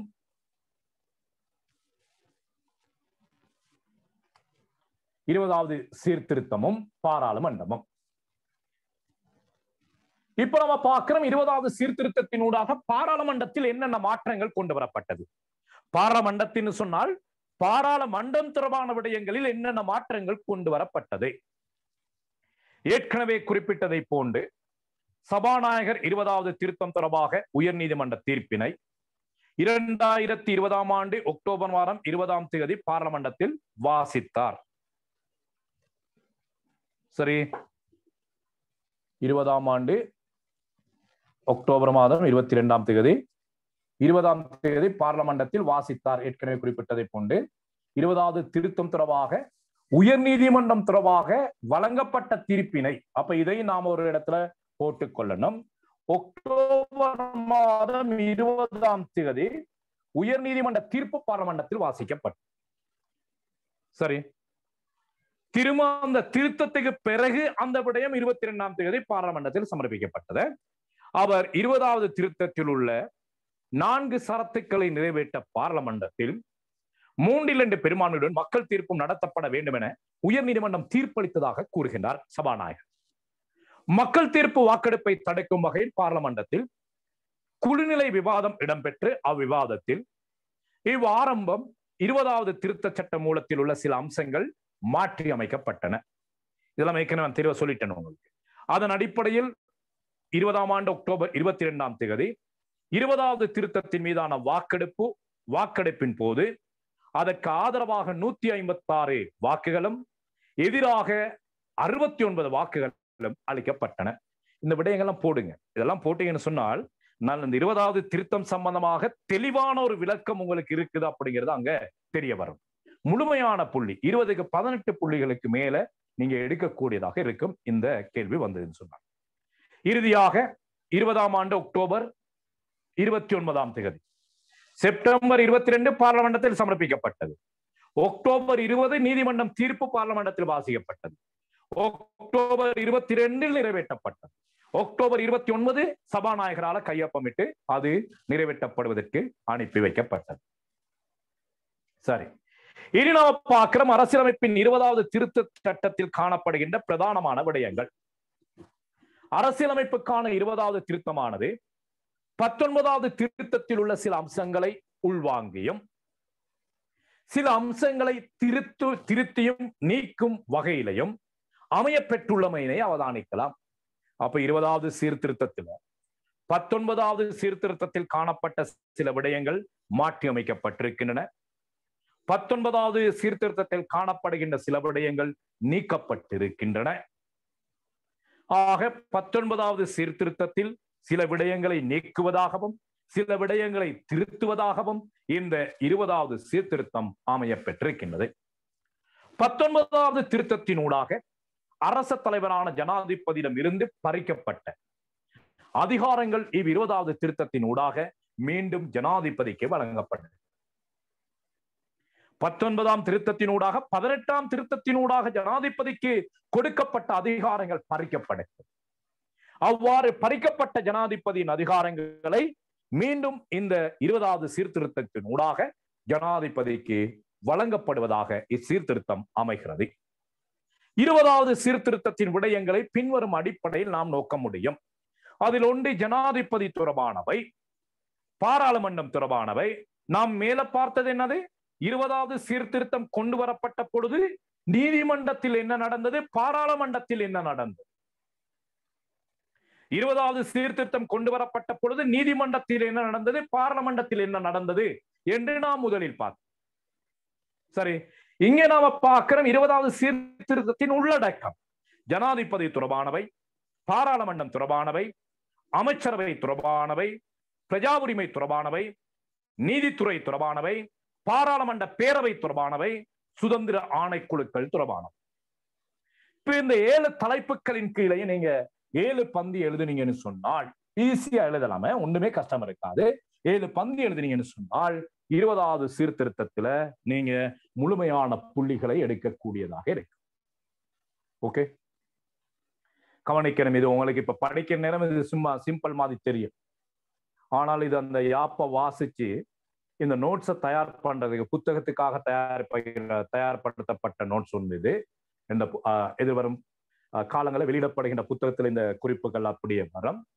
மிக சிரமப்பட்டு உருவாக்கப்பட்ட நோட்ஸ். இதை நீங்க அப்படியே எழுதுனீங்கன்னு சொன்னால் இந்த நோட்ஸ்ல உள்ள விடயங்கள் பேராதனை பல்கலைக்கழகத்துல பேப்பர் திருத்துறவர்களுக்கும் தேவைப்படும். திருத்துறவர்களுக்கும் இந்த விடயங்களில் பல விடயங்கள் தேவைப்படும். நான் சொன்னால் எல்லா விடயங்களும் துல்லியமான தரவுகளாக இவை ஒழுங்கமைக்கப்பட்டிருக்கு. Okay, right. இனி நாம பார்ப்போம் இதுல ஜனாதிபதி தொடர்பானவை. அரசியலமைப்புக்கான 20வது திருத்தத்தின் ஊடாக ஜனாதிபதி தொடர்பாக பல்வேறுபட்ட மாற்றங்கள் மேற்கொள்ளப்பட்டன. 19வது திருத்தத்தினூடாக ஜனாதிபதியிடம் இருந்து பறிக்கப்பட்ட அதிகாரங்கள் 20வது திருத்தத்தினூடாக மீண்டும் அவருக்கு பெற்றுக் கொடுக்கப்பட்டது. இதுல கவனிக்கணும், மூளையாப்பில் காணப்பட்ட அதிகாரங்களை விட 18 ஜனாதிபதிக்கு அதிகாரங்கள் அதிகரித்தது. 19 18ஆம் ஆண்டில் அதிகரிக்கப்பட்ட அதிகாரமும் பறிக்கப்பட்டது. மூளையாப்பில் ஜனாதிபதியிடம் காணப்பட்ட சில அதிகாரங்களும் பறிக்கப்பட்டது. 19 அவ்வாறு 19 பறிக்கப்பட்ட அதிகாரத்தை மீண்டும் ஜனாதிபதிக்கு பெற்றுக் கொடுக்கப்பட்டது. ஜனாதிபதி தேர்தலில் போட்டியிடுகின்ற பொழுது போட்டியிடுவதற்கான தகுதிகளில் ஒன்று ஜனாதிபதிக்குரிய வயதில்லை. அது மூளையாப்பில் 30ஆக காணப்பட்டது. 19வது திருத்தத்தினூடாக அது 35ஆக அதிகரிக்கப்பட்டது. ஏனது 35ஆக அதிகரிக்கப்பட்டது? அதாவது சில வேளைகள்ல 2019ஆம் ஆண்டு தேர்தல்ல நாமல் ராஜபக்ச போட்டியிடுவார் என கருதி அவரை போட்டியிட விடக்கூடாது என்ற நோக்கத்தின் அடிப்படையில வயதில்லை 35ஆக அதிகரிக்கப்பட்டது. சரி, இன்னும் நாமலுக்கு 35 வயது ஆகும். சரி, வயதில்லை 35ஆக அதிகரிக்கப்பட்டது. அப்ப மூளையாப்பில் 30, மூளையாப்பில் 30, 19 அது 35ஆக அதிகரிக்கப்பட்டது. ஓகே, அந்த அதிகரிக்கப்பட்ட வயதில்லை மீண்டும் 30ஆக 20 குறைக்கப்படுகிறது. அந்த விடயம் கிளியரா?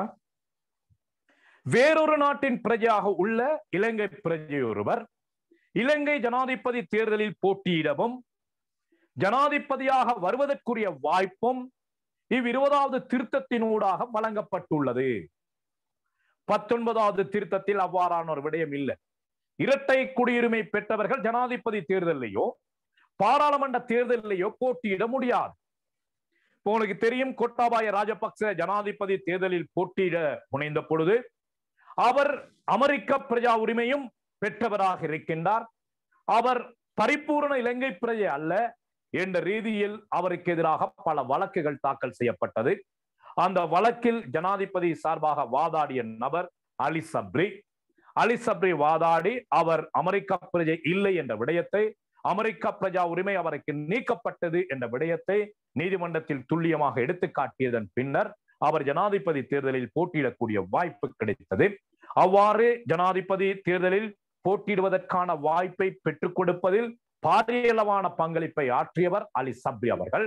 எனவே அந்த அலி சப்ரி அவர்களுக்கு தேசிய பட்டியலின் ஊடாக பாராளுமன்ற உறுப்பினர் பதவி வழங்கப்பட்டதோடு அவர் தமக்கு செய்த நன்றி கடனுக்காக பிரதி உபகாரமாக அவருக்கு நீதி அமைச்சு பதவியும் வழங்கப்பட்டிருக்கின்றது. இதெல்லாம் அரசியல்ல நடைமுறையோடு சம்பந்தப்பட்ட விடயம். ஓகே, இப்போ ஜனாதிபதி தொடர்பான விடயத்துல என்னென்ன விடயங்கள் பார்த்திருக்கிறோம்?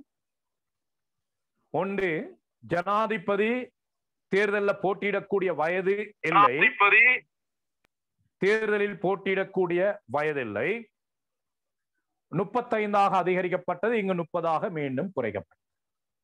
2, இரட்டை குடியுரிமை உடையவர்கள் ஜனாதிபதி தேர்தலில் போட்டியிட முடியாது என 19வது திருத்தத்தில் காணப்பட்டது. அது இங்கு மாற்றி அமைக்கப்பட்டது. சரி, 18ஆம் திருத்தத்தில முக்கியமான ஒரு மாற்றம் கொண்டு வரப்பட்டது என்னது? ஜனாதிபதி பதவி தடவைகளில் காணப்பட்ட வரையறை 18ல நீக்கப்பட்டது. 19ல மீண்டும் அது 2ஆக குறைக்கப்பட்டது. அதே போல அந்த விடயத்துல 20வது சீர்திருத்தத்தில் கை வைக்கவில்லை. நீங்க அந்த விடயத்தை நீங்க அங்கே சுட்டி காட்டலாம். ஜனாதிபதியோட தொடர்பான விடயம் என்ன விளங்குதா? 18ல மூளையாப்பட சொல்லப்படுது, ஜனாதிபதி தேர்தலில் போட்டியிடக்கூடிய ஒருவர் 2 தடவைகளுக்கு மேல் மக்களால தெரிவு செய்யப்படாதவராக இருத்தல் வேண்டும் மூளையா. 18ல் அந்த 2 தடவைகள் என்பது வரையறை நீக்கப்பட்டது. எத்தனை தடவை வேண்டுமானாலும் ஜனாதிபதியாக தெரிவு செய்யலாம் என்ற நிலை கொண்டு வரப்பட்டது 18ல். 19ல் அது மீண்டும் 2ஆக குறைக்கப்பட்டது. அவ்வாறு குறைக்கப்பட்ட அந்த விடயத்தில் கை வைக்கவில்லை. ஆக 19வது திருத்தத்தில் காணப்பட்ட சில விடயங்கள் 20வது திருத்தத்திலும் அப்படியே ஏற்றுக்கொள்ளப்பட்டது என்ற உதாரணத்திற்கு நீங்க இந்த விடயத்தை கொடுக்கலாம். இப்ப ஜனாதிபதி தொடர்பான விடயத்தில் ஏதாவது சந்தேகம் இருக்குமா என்றால் நீங்க கதைக்கலாம். ஜனாதிபதியும் 20வது சீர்திருத்தம் சம்பந்தமான விடயங்கள்ல ஏதாவது சந்தேகம் இருக்குமாக இருந்தால் நீங்க அது சம்பந்தமாக என்னோட கதைக்கலாம்.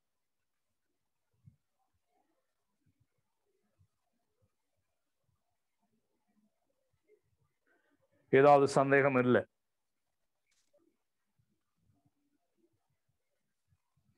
Right, okay. நாம அடுத்து போலாம். எல்லாம் கடுமையா படிக்கிறீங்க போல இருக்கு, எந்த சந்தேகமும் வர மாட்டேன். Right, okay. அடுத்து நாம பார்க்கிறோம் ஜனாதிபதியும் பாராளுமன்றமும். சாரி, பாராளுமன்றமும் 20வது சீர்திருத்தமும். ஓகே. வேறொரு நாட்டின் பிரஜையாக உள்ள இலங்கை பிரஜையொருவர் இலங்கை பாராளுமன்ற தேர்தலில் போட்டியிடவும் பாராளுமன்ற உறுப்பினராக வருவதற்குரிய வாய்ப்பு 20வது திருத்தத்தினூடாக வழங்கப்பட்டிருக்கின்றது. சரி, 20வது திருத்தத்தினூடாக 19வது திருத்தத்தில் அந்த விடயம் நீக்கப்பட்டிருந்தது. 20வது திருத்தத்தினூடாக இரட்டை குடியுரிமை உடையவர்கள், அதாவது வேறு நாட்டில் பிரஜா உரிமை உடையவர்கள் இலங்கை பாராளுமன்ற தேர்தலில் போட்டியிட்டு உறுப்பினராக வருவதற்குரிய வாய்ப்பு இங்கு வழங்கப்பட்டிருக்கின்றது. இது முதலாவது ஏற்பாடு. அதுல ஏதாவது சந்தேகம் இருக்குதா? அப்ப இந்த ஏற்பாடு சொல்லப்படுகின்றது. நீங்க அந்த விமர்சன ரீதியாக இந்த இடத்துல நான் இது புக்குக்கு போடுறதுனால இந்த இடத்துல நான் அதை சொல்ல முடியாது. நீங்க விமர்சன ரீதியாக அந்த விடயத்தை இந்த இடத்துல சுட்டி காட்டலாம். இந்த ஏற்பாடு கொண்டு வரப்பட்டது மஹிந்த ராஜபக்ச குடும்பத்தில் ஒரு தனிநபரை மீண்டும் பாராளுமன்றத்திற்கு கொண்டு வர வேண்டும் என்பதற்காக. ஸ்ரீலங்கா பொதுஜன பெரமுனவை நிர்மாணித்த உருவாக்கிய பெசில் ராஜபக்ச என்பவரை பாராளுமன்றத்துக்கு கொண்டு வரணும். அதே வேளையில் அவரது அமெரிக்க குடியுரிமைக்கு எந்த வகையான பங்கமும் ஏற்படக்கூடாது என்பதற்காக கொண்டு வரப்பட்ட ஒரு சீர்திருத்தம் தான் இந்த இரட்டை குடியுரிமை பெற்றவர்கள் பாராளுமன்ற தேர்தலில் போட்டியிடலாம் என்ற சீர்திருத்தம். மாணவர்கள் கவனிக்கணும், இந்த இடத்துல நீங்க எக்ஸாம் பேப்பர்ல கட்டாயமாக இந்த பேரோட இந்த விடயத்தை தெளிவுபடுத்துங்க. தனி ஒரு நபரை மையப்படுத்தி கொண்டு வரப்பட்ட ஒரு சீர்திருத்தம், தனி ஒரு நபரை மையப்படுத்தி கொண்டு வரப்பட்ட ஒரு ஏற்பாடு இந்த சீர்திருத்தம். யாரு? பெசில் ராஜபக்ச. அவர் பாராளுமன்றத்திலும் இருக்கணும், அதே நேரத்தில் அவருக்கு அமெரிக்க குடியுரிமை இல்லாமல் போகவும் கூடாது. சரி, என்ற நோக்கின் அடிப்படையில கொண்டு வரப்பட்ட ஒரு விடயம் தான் இந்த விடயம். நீங்க அதை அப்படியே துல்லியமா போடுங்க. அப்ப நீங்க நல்ல அலசி ஆராயிறீங்க அப்படின்னு சொல்லி பேப்பர் திருத்துறவங்க தெரியும்.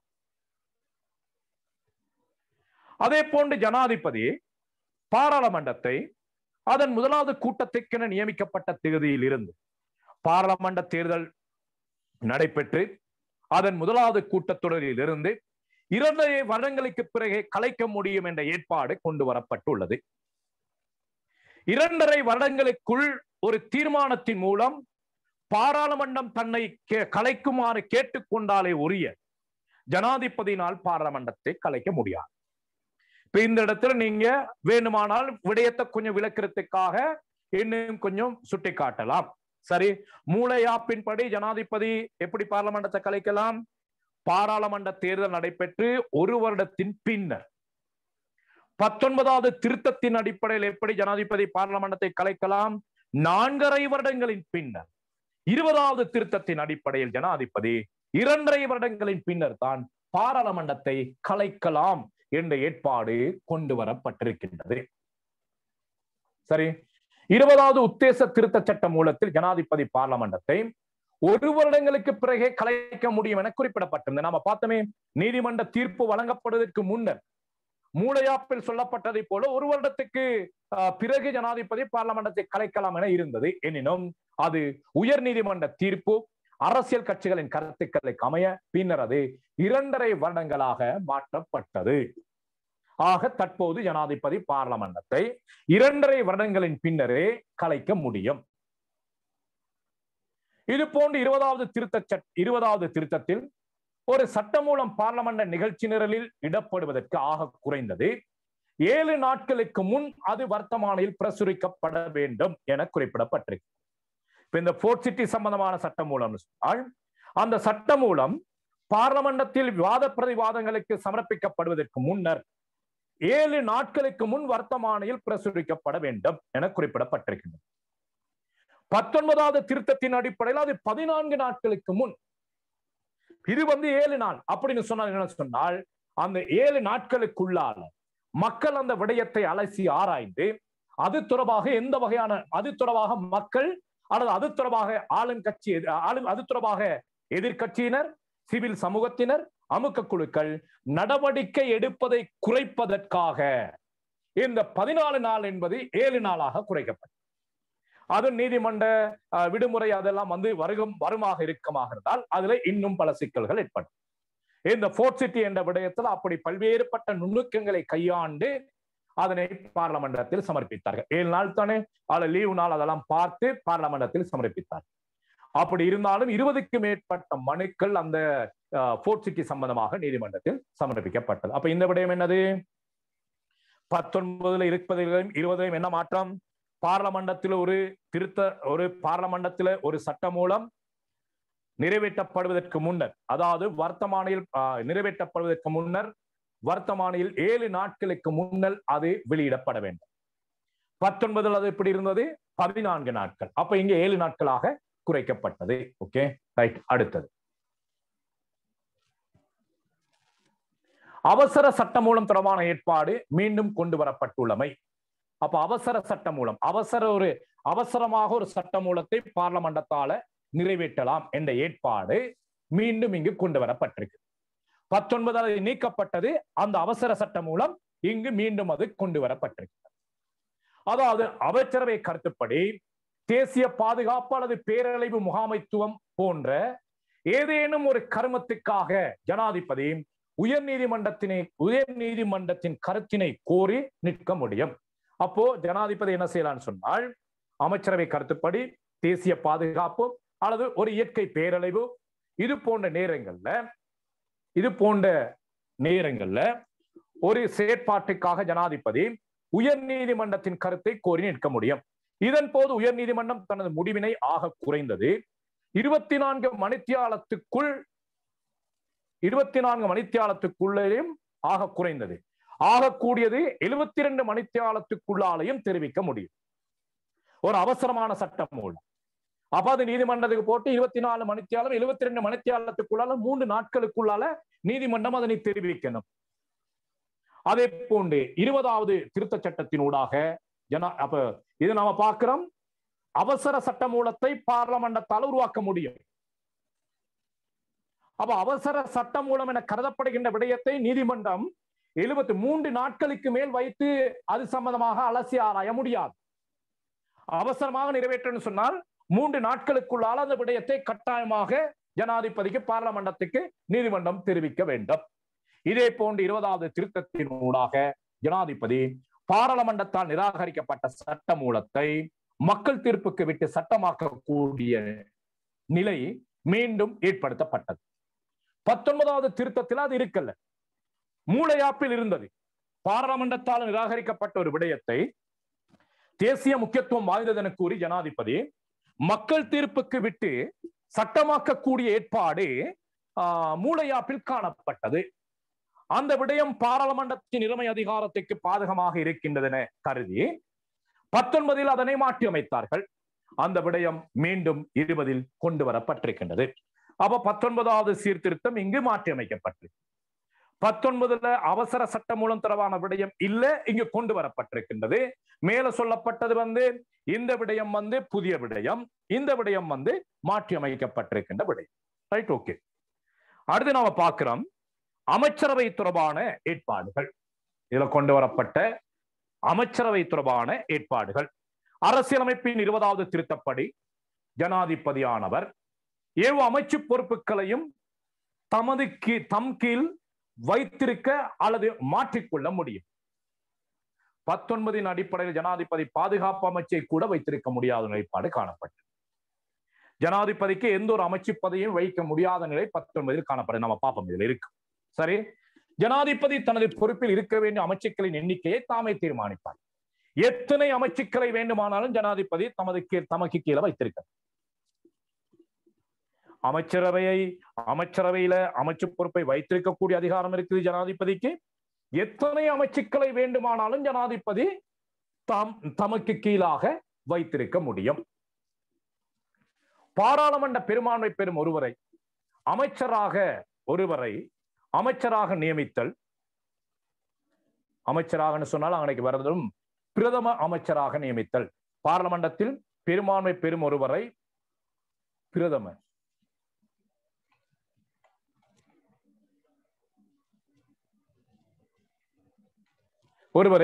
அமைச்சராக நியமித்தல்.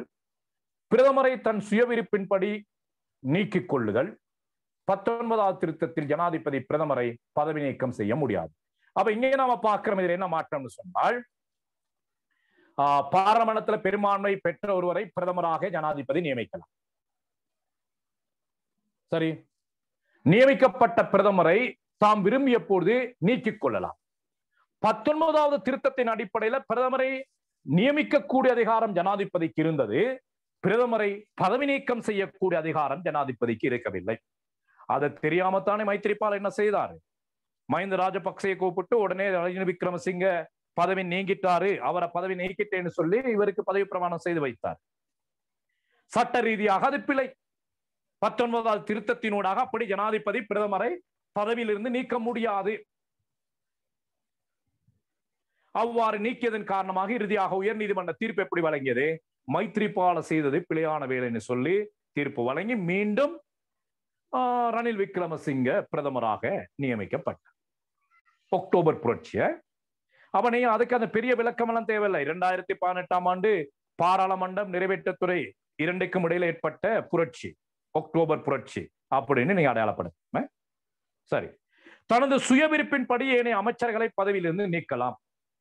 இப்ப ஜனாதிபதி எந்த அமைச்சர்களை தெரிவு செய்யலாம் என்பதும் ஜனாதிபதிக்குரிய அதிகாரம். யார் யாருக்கு என்னென்ன அமைச்சு பதவிகளை வழங்குவது என்பதை தீர்மானிப்பதும் ஜனாதிபதி. அதே போல நியமிக்கப்பட்ட அமைச்சர்களை பதவியிலிருந்து நீக்கக்கூடிய அதிகாரமும் ஜனாதிபதிக்கு உண்டு. ஆனால் 19வது திருத்தத்தின் அடிப்படையில இவ்வாறு நியமிக்கப்பட்ட அமைச்சர்களை ஜனாதிபதி தமது எண்ணப்படி பதவியிலிருந்து நீக்க முடியாது. அவ்வாறு நீக்குவதாக இருந்தால் அவர் என்ன செய்யணும்? கட்டாயமாக பிரதமரின் ஆலோசனையை பெற்றுக் கொள்ள வேண்டும். 19வது திருத்தத்தின் அடிப்படை. இப்ப இங்க நாம பார்க்கிறோம் அமைச்சரவையின் அமைச்சுக்களினதும் அமைச்சர்களினதும் எண்ணிக்கையை தீர்மானிக்கின்ற போதும் பாராளுமன்ற உறுப்பினர்களில் இருந்து அமைச்சரவையின் அமைச்சர்களையும்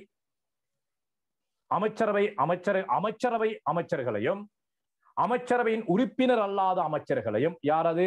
ராஜாங்க அமைச்சர்களையும், அமைச்சர்கள் கேபினட் அமைச்சர்கள், அமைச்சரவை உறுப்பினர் அல்லாத அமைச்சர்கள், அது யாரு? ராஜாங்க அமைச்சர்கள், பிரதி அமைச்சர்கள் நியமிக்கின்ற போதும் ஜனாதிபதி பிரதமரின் ஆலோசனை தேவையென கருதும் இடத்து கட்டாயம் இல்லை.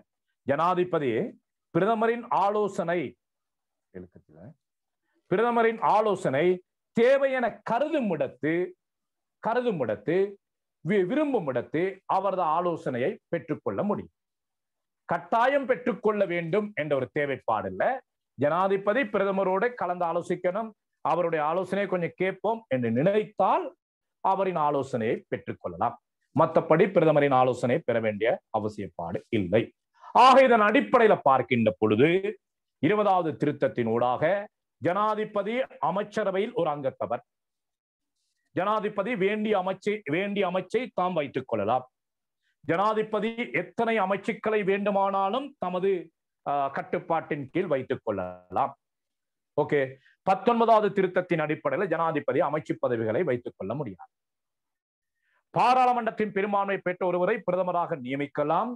நியமிக்கப்பட்ட பிரதமரை பதவியிலிருந்து சுய விருப்பின் அடிப்படையில் ஜனாதிபதி நீக்கலாம். ஆனால் 19 அடிப்படையில் பிரதமரை ஜனாதிபதி நியமிக்கலாம். நியமிக்கப்பட்ட பிரதமரை ஜனாதிபதி பதவி நீக்கம் செய்ய முடியாது. இங்கு அமைச்சர்களை நியமிக்கக்கூடிய அதிகாரம் ஜனாதிபதிக்கு இருக்கின்றது 20. அதே போல நியமித்த அமைச்சர்களை பதவியிலிருந்து நீக்கக்கூடிய அதிகாரமும் இருக்கின்றது. 19 ஜனாதிபதி அமைச்சர்களை நியமிக்கலாம், அவர்களை பதவியிலிருந்து நீக்க முடியாது. அப்படி நீக்கினால் அது அரசியல் அமைப்புக்கு முரணானது, 19வது திருத்தத்துக்கு முரணானதாக அமையப்பெறும். ஓகே, எனினும் அரசியலமைப்புக்கான 19வது திருத்தத்தின்படி பாராளுமன்ற உறுப்பினர்களில் இருந்து அமைச்சர்களை நியமிக்கும் போது கட்டாயமாக பிரதமரின் ஆலோசனையை பெற வேண்டும் என குறிப்பிடப்பட்டிருக்கின்றது. எழுத்து மாத்தினது கொஞ்சம். பிரதமரின் ஆலோசனை கட்டாயமாக 19வது திருத்தத்தின் அடிப்படையில் ஜனாதிபதி பெற்றுக்கொள்ள வேண்டும். ஆனால் எங்கு அமைச்சர்களை நியமிக்கின்ற பொழுது பிரதமரின் ஆலோசனையை பெற வேண்டிய அவசியப்பாடு ஜனாதிபதிக்கு இல்லை. 19வது திருத்தத்தினூடாக பிரதமர் இணை அமைச்சர்களை விட முன்னுரிமைப்படுத்தப்பட்டாலும் 20வது திருத்தத்தினூடாக ஜனாதிபதியினூடாகவே முன்னுரிமை பெறும் நிலை ஏற்பட்டிருக்கிறது. 19 அடிப்படையில ஏனைய அமைச்சர்களை விட பிரதமருக்கு உயர்ந்த ஒரு அந்தஸ்து வழங்கப்பட்டிருந்தது. 20 அப்படி பிரதமருக்கு உயர்ந்த ஒரு அந்தஸ்து வழங்கப்படுவதாக இல்லை. ஜனாதிபதியின் கைப்பட எழுதப்பட்ட ஒரு கடிதத்தின் மூலம் அமைச்சரவையின் அமைச்சர், பிரதி அமைச்சர் அல்லது வேறேனும் ஒரு அமைச்சரை பதவியிலிருந்து விலக்கலாம். ஜனாதிபதி நினைத்தால் வேண்டிய அமைச்சரை, ஜனாதிபதி நினைத்தால் வேண்டிய ஒரு அமைச்சரை, ராஜாங்க அமைச்சர், கேபினட் அமைச்சர், பிரதி அமைச்சர், அமைச்சர்களை பதவியிலிருந்து நீக்கலாம்.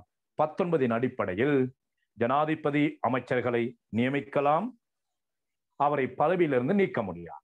ஜனாதிபதி அமைச்சர்களை 19 நியமிக்கலாம். எப்படி? பிரதமரின் ஆலோசனையின் அடிப்படையில். இங்கு அப்படி ஆலோசனை கேட்க வேண்டிய அவசியம் அல்ல. நியமிக்கப்பட்ட அமைச்சரை பதவியிலிருந்து தூக்கி வீசுகின்ற பொழுதும் யாரிடம் கேட்க வேண்டிய அவசியப்பாடு இல்லை. Okay, right. அடுத்து நாம பார்க்கிறோம் பாராளுமன்ற பேரவை. முதல்ல என்ன பார்த்திருந்தோம்? ஜனாதிபதி பார்த்திருந்தோம், பாராளுமன்றம் பார்த்திருந்தோம், அமைச்சரவை பார்த்திருக்கிறோம். அடுத்து நாம பார்க்கிறோம் பாராளுமன்ற பேரவை. சரி, அரசியலமைப்புக்கான 19வது திருத்தத்தில் காணப்பட்ட அரசியலமைப்பு பேரவை நீக்கப்பட்டு 20வது திருத்தத்தில் 18 காணப்பட்டதை போன்று மீண்டும் பாராளுமன்ற பேரவை கொண்டு வரப்பட்டது. 17 அரசியலமைப்பு பேரவை, 18 பாராளுமன்ற பேரவை, 19 மீண்டும் அரசியலமைப்பு பேரவை, 20 அந்த அரசியலமைப்பு பேரவை நீக்கப்பட்டு மீண்டும் 18 காணப்பட்டதை போல பாராளுமன்ற பேரவை கொண்டு வரப்பட்டிருக்கு. இந்த பாராளுமன்ற பேரவை 5 உறுப்பினர்களை கொண்டது. அரசியலமைப்பு பேரவை எத்தனை பேர்? 10 பேர். பாராளுமன்ற பேரவை 5 உறுப்பினர்களை கொண்டது. சரி, யார் அந்த 5 உறுப்பினர்கள்? பிரதமர், சபாநாயகர், எதிர்க்கட்சி தலைவர். பிரதமர், சபாநாயகர், எதிர்க்கட்சி தலைவர். பிரதமரின் விருப்பப்படி நியமிக்கப்படுகின்ற பாராளுமன்ற உறுப்பினர் ஒருவர், எதிர்க்கட்சி தலைவரின் விருப்பப்படி நியமிக்கப்படுகின்ற பாராளுமன்ற உறுப்பினர் ஒருவர். பாருங்க, அப்ப யாரு? 5 பேரும். பிரதமர், சபாநாயகர், எதிர்க்கட்சி தலைவர். பிரதமருக்கு உதவியாக ஒருவர், எதிர்க்கட்சி தலைவருக்கு உதவியாக ஒருவர். அப்படி வச்சுக்கொள்வோமே. பிரதமர், சபாநாயகர், எதிர்க்கட்சி தலைவர். பிரதமருக்கு சார்பாக ஒருவர், எதிர்க்கட்சி தலைவருக்கு சார்பாக ஒருவர். இப்படி 5 பேரை உள்ளடக்கியது இந்த பாராளுமன்ற பேரவை. ஈஸியா படமாக்கிக் கொள்ளும். சொல்லி பாருங்க, யார் யாரு? பிரதமர், எதிர்க்கட்சி தலைவர், சபாநாயகர். பிரதமருக்கு சார்பான ஒருவர், எதிர்க்கட்சி தலைவருக்கு சார்பான ஒருவர். இவர்கள் யாரு? பாராளுமன்ற உறுப்பினர்களில் இருந்து நியமிக்கப்பட வேண்டும். ரைட். இங்க சொல்லப்படுது, இயன்னா ஊனா பிரதமரால் நியமிக்கப்படுகின்றவரும் எதிர்க்கட்சி தலைவரால் நியமிக்கப்படுகின்ற உறுப்பினர்களும், சரி, இந்த பிரதமர், சபாநாயகர், எதிர்க்கட்சி தலைவர், பிரதமர், சபாநாயகர், எதிர்க்கட்சி தலைவர் ஆகியோர்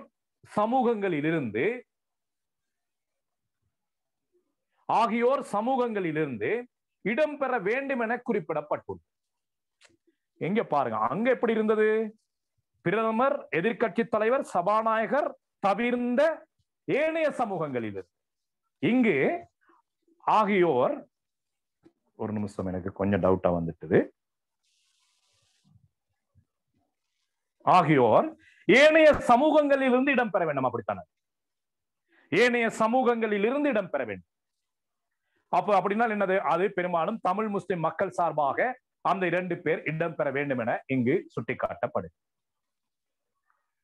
பாராளுமன்றத்தில் அங்கம் பெறுகின்ற ஏனைய அரசியல் கட்சிகளுக்குரிய சுயேட்சை குழுக்களுக்குரிய பிரதிநிதித்துவம் அல்லது அப்பிரதிநிதித்துவத்துக்கான சந்தர்ப்பம் இங்கே இல்லாமல் செய்யப்பட்டிருக்கின்றது. கவனிக்கணும் மாணவர்களே, கொஞ்சம் மாறி சொல்லிட்டேன் நானு.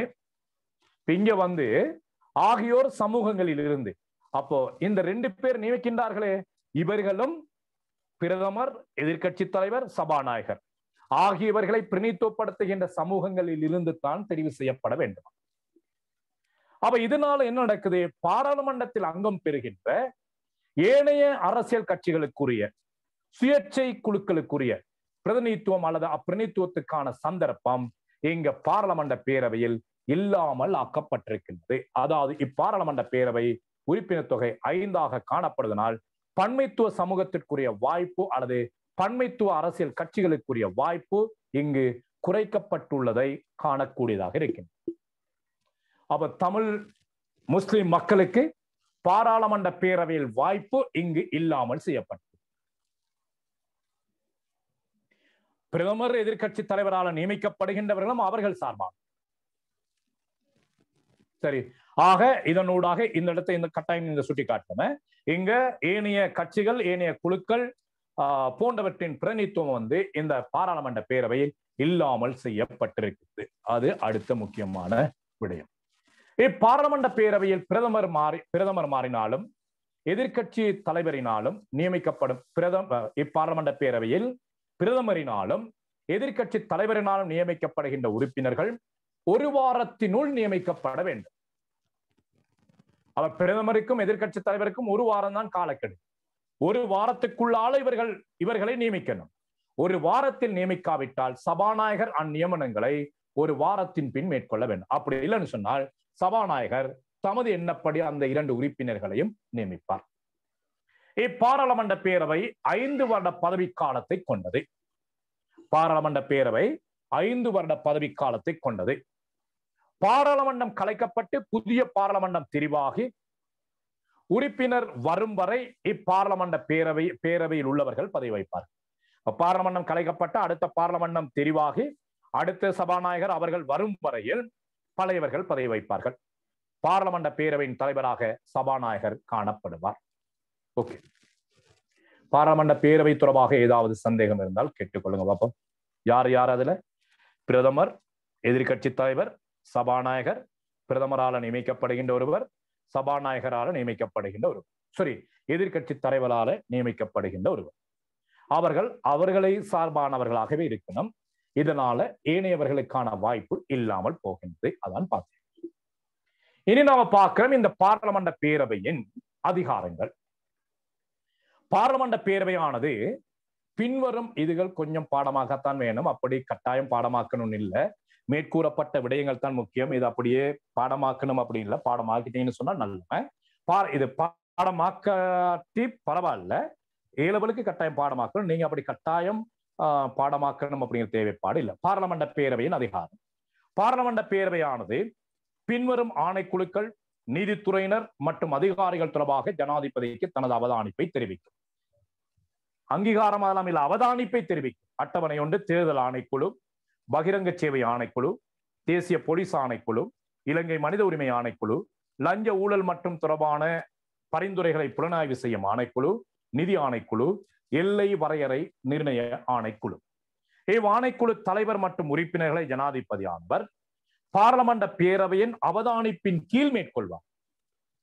அப்போ இந்த பாராளுமன்ற பேரவைக்கு அவர்களை நியமிக்கிற அதிகாரம் இல்லை.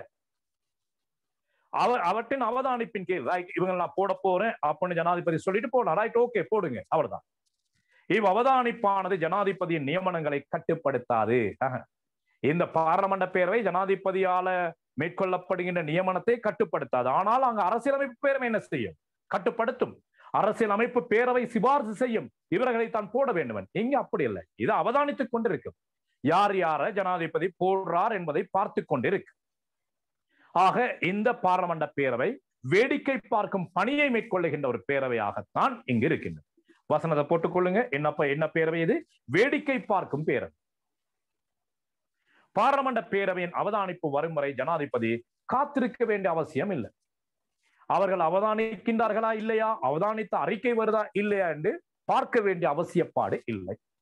பாராளுமன்ற பேரவை அவதானிப்பை செலுத்த காலம் தாழ்த்தினாலும் ஜனாதிபதி அந்நியமனங்களை மேற்கொள்ளக்கூடிய நிலை காணப்படுகின்றன. ஆனது இந்த பாராளுமன்ற பேரவையை வெறும் அவதானிப்பு பேரவையாக மாறியுள்ளது. நான் சொன்னதுதான் என்ன அந்த வார்த்தை பாவித்தன், வேடிக்கை பார்க்கும் பேரவையாக மாறி இருக்கிறது. எனவே இவ் ஆணைக்குழுக்களின் செயற்பாடுகள் ஜனாதிபதியின் கீழ் கொண்டு வரப்பட்டு இந்த ஆணைக்குழுக்களின் சுதந்திரமான தன்மை இங்கு கட்டுப்படுத்தப்பட்டிருக்கின்றது. ஆணைக்குழுக்களை நியமிக்கிறதுல பாராளுமன்ற பேரவைக்கு அதிகாரம் இல்லை. முழுமையான அதை வேடிக்கை பார்த்து கொண்டிருக்கும். என்ன செய்யறாருன்னு சொல்லி இவரை போடு போடாதுன்னு சொல்லக்கூடிய அதிகாரம் அதுக்கு இல்லை. ரைட், இவரை போடுறீங்களா, ரைட், இவரை போட்டிருக்கு, ரைட், அதை வேடிக்கை பார்த்து கொண்டிருக்கும். இவரை போடு இவரை போடாது என்று சொல்லக்கூடிய அதிகாரம் இந்த பாராளுமன்ற பேரவைக்கு இல்லை. 7 முக்கியமான 7 ஆணைக்குழு. அவ இந்த ஆணைக்குழுக்கள் உங்களுக்கு நினைவுக்கு வரலன்னு சொன்னால் இப்படி போடுங்க. 7 ஆணைக்குழுக்களின் தலைவர் உட்பட அதில் இருக்கின்ற உறுப்பினர்களை, 7 ஆணைக்குழுக்களின் தலைவர் உட்பட அதில் அங்கம் வகிக்கின்ற உறுப்பினர்கள் நியமிப்பதற்கு ஜனாதிபதிக்கு அவதானிப்பை வழங்கி அவதானிப்பை தெரிவிக்கும். ஓகே, அது என்ன அவதானிப்பை தெரிவிக்கும் சொல்லப்படுது, அது என்ன அர்த்தம்னு சொல்லி தெரியும். அரசியலமைப்புக்கான 19வது திருத்தத்தில் உள்வாங்கப்பட்ட கணக்காய்வு சேவை ஆணைக்குழு, தேசிய பெருகை ஆணைக்குழு என்பன இங்கு நீக்கப்பட்டிருக்கின்றன. 19வது திருத்தத்தில் மொத்தமாக 9 ஆணைக்குழு. இங்கு எத்தனை ஆணைக்குழுக்கள்? பிரதானமான ஆணைக்குழுக்கள் 7 ஆணைக்குழு. இங்கு 2 ஆணைக்குழுக்கள் நீக்கப்பட்டிருக்கின்றது. கணக்காய்வு சேவை ஆணைக்குழு, தேசிய பெருகை ஆணைக்குழு என்பன இங்கு நீக்கப்பட்டிருக்கின்றது. பாருங்க, அப்ப சுயாதீனமான ஆணைக்குழுக்கள்ல மேற்கொள்ளப்பட்டிருக்கின்ற மாற்றம் என்ன மாற்றம்? 19ல சுயாதீனமான ஆணைக்குழு தலைவர் உறுப்பினர்களை ஜனாதிபதி தனது இஷ்டப்படி நியமிக்க இயலாது. அரசியலமைப்பு பேரவையின் அங்கீகாரத்தினை சிபாரிசினை பெற்றுக் கொள்ளணும். இங்க பாராளுமன்ற பேரவையின் அங்கீகாரத்தை பெற வேண்டும் என்று இல்ல, சிபாரிசினை பெற்றுக்கொள்ள வேண்டும் என்று இல்ல. பாராளுமன்ற பேரவை அவதானித்துக் கொண்டிருக்கும், வேடிக்கை பார்த்து கொண்டிருக்கும். ஜனாதிபதி அந்த நியமனங்களை வழங்கிக் கொண்டிருப்பார். அடுத்து அங்க 9 ஆணைக்குழுக்கள். அந்த 9 ஆணைக்குழுக்கள்ல கணக்காய்வு சேவை ஆணைக்குழு, தேசிய பெருகை ஆணைக்குழு என்பன 20வது திருத்தத்தினூடாக நீக்கப்பட்டிருக்கின்றன. அதே போன்று பின்வரும் நியமனங்களை பாராளுமன்ற பேரவையின் அவதானிப்பின் கீழ் ஜனாதிபதி மேற்கொள்வார். மேல 7 ஆணைக்குழுக்கள், இங்க பின்வரும் நியமனங்களை, உயர் பதவிகள். எங்க அவதானிப்பு என்பது ஜனாதிபதி நியமனங்களை கட்டுப்படுத்துவதாக அமையாது. அதுக்கு முக்கியமா ஒரு வேலை செய்கின்ற பொழுது இந்த குழு பார்த்து கொண்டிருக்கும் ஜனாதிபதி என்ன செய்யறாருன்னு சொல்லி வேண்டுமாக இருந்தால் பார்த்து கொண்டு ஒரு முறை கையை தட்டி சம்மதத்தை தெரிவிக்கும். அந்த பிரைஸ் கிவின்ல கிஃப்ட் கொடுக்கிற கை தட்டுவோமே, அதே போல இது வேடிக்கை பார்த்து கைத்தட்டுகின்ற ஒரு அமைப்பாகத்தான் இந்த பாராளுமன்ற பேரவை காணப்படுது. என்னது? அட்டவணை 2ல பாகம் 1ல முதலாவது அட்டவணை 1 ஆணைக்குழுக்கள், அட்டவணை 2 உயர் நியமனங்கள். அதுல பாகம் 1 பாகம் 2 கவனிங்க. அட்டவணை 1 ஆணைக்குழுக்கள், அட்டவணை 2 உயர் அதிகாரிகள், அதுல பாகம் 1 பாகம் 2. சரியா? கொஞ்சம் மாணவர்கள் நான் சொல்றதை கேட்டு இன்றைக்கு எப்படியாவது இன்றைக்கு நாளைக்குள்ளால முழுமையாக இதை பாடமாக்குங்க. இந்த திருக்குறள் பாடமாக்குறது போல, மற்ற விடயங்களை மனப்பாடம் செய்யறது போல முழுமையாக பாடமாக்கி கொள்ளுங்க. நிச்சயமாக சுவராக வரக்கூடிய ஒரு கேள்வி. ஓகே, அப்ப இதுல பாகம் 1 பிரதம நீதியரசரும் உயர் நீதிமன்ற நீதிபதிகளும், மேன்முறையீட்டு நீதிமன்ற தலைவரும் நீதிபதிகளும், தலைவர் தவிர்ந்த நீதி சேவை ஆணைக்குழுவின் உறுப்பினர்கள். பாகம் 1. பாகம் 2 இது எல்லாமே அங்கேயும் வருமே. சட்டத்துறை சட்டமா அதிபர், கணக்காய்வாளர் ஆடிட்டர், ஒம்புட்ஸ்மேன், பாராளுமன்ற செயலாளர் நாயகம், போலீஸ் பரிசோதகர் தலைமை அதிபதி, போலீஸ் மாதிபர்னு போடுங்களே. அப்ப சட்டமாதிபர், போலீஸ் மாதிபர், கணக்காளர் நாயகம், ஒம்புட்ஸ்மேன், பாராளுமன்ற செயலாளர் நாயகம். மொத்தமாக எத்தனை பேர்? 5 பேர். மேல வந்த எத்தனை பேர்? 3 பேர். அப்போ இந்த 8 நியமனங்களை வழங்குகின்ற பொழுது இந்த பாராளுமன்ற பேரவை தமது அவதானிப்பை செலுத்தும். ஓகே, அடுத்தது நீதித்துறை தொடர்பான ஏற்பாடு. அரசியலமைப்புக்கான 20வது திருத்தத்தின் பிரகாரம் இவ் உயர் நீதிமன்றமானது பிரதம நீதியரசரையும் 6க்கும் குறையாத 16க்கும் மேற்படாத ஏனைய நீதிபதிகளையும் கொண்டு காணப்படுகிறது. முன்னர் வந்த எவ்வளவு உயர் நீதிமன்றம்? 6 தொடக்கம் 10. நாம பார்த்திருக்கிறோமே, 6 தொடக்கம் 10. இங்கு 6க்கும் குறையாத 16க்கும் மேற்படாத, அப்ப இங்க நீதிபதிகளின் எண்ணிக்கை அதிகரிக்கப்பட்டிருக்கின்றது. பாராளுமன்ற பேரவையின் அவதானிப்பின் கீழ் ஜனாதிபதி இவர்களை நியமிப்பார். சரி, மேன்முறையீட்டு நீதிமன்றம் அரசியலமைப்புக்கான 20வது திருத்தத்தின் பிரகாரம் இம்மேன்முறையீட்டு நீதிமன்றமானது தலைவர் ஒருவரையும் 6க்கும் குறையாத 19க்கும் மேற்படாத, அங்கு மூளையாப்புல 6-11, இங்க வந்து 6-10, இங்க வந்து 6-16, இங்க வந்து 6-19. பாடமாக ஈஸியான பாருங்க பாப்போம். மூளையாப்புல உயர் நீதிமன்றத்துல 6 தொடக்கம் 10, இங்க வந்து 6 தொடக்கம் 16. மேன்முறையீட்டு நீதிமன்றத்துல 6 தொடக்கம் 11 அங்க மூளையாப்புல, இங்கே 19 உயர்த்தப்பட்டிருக்குது.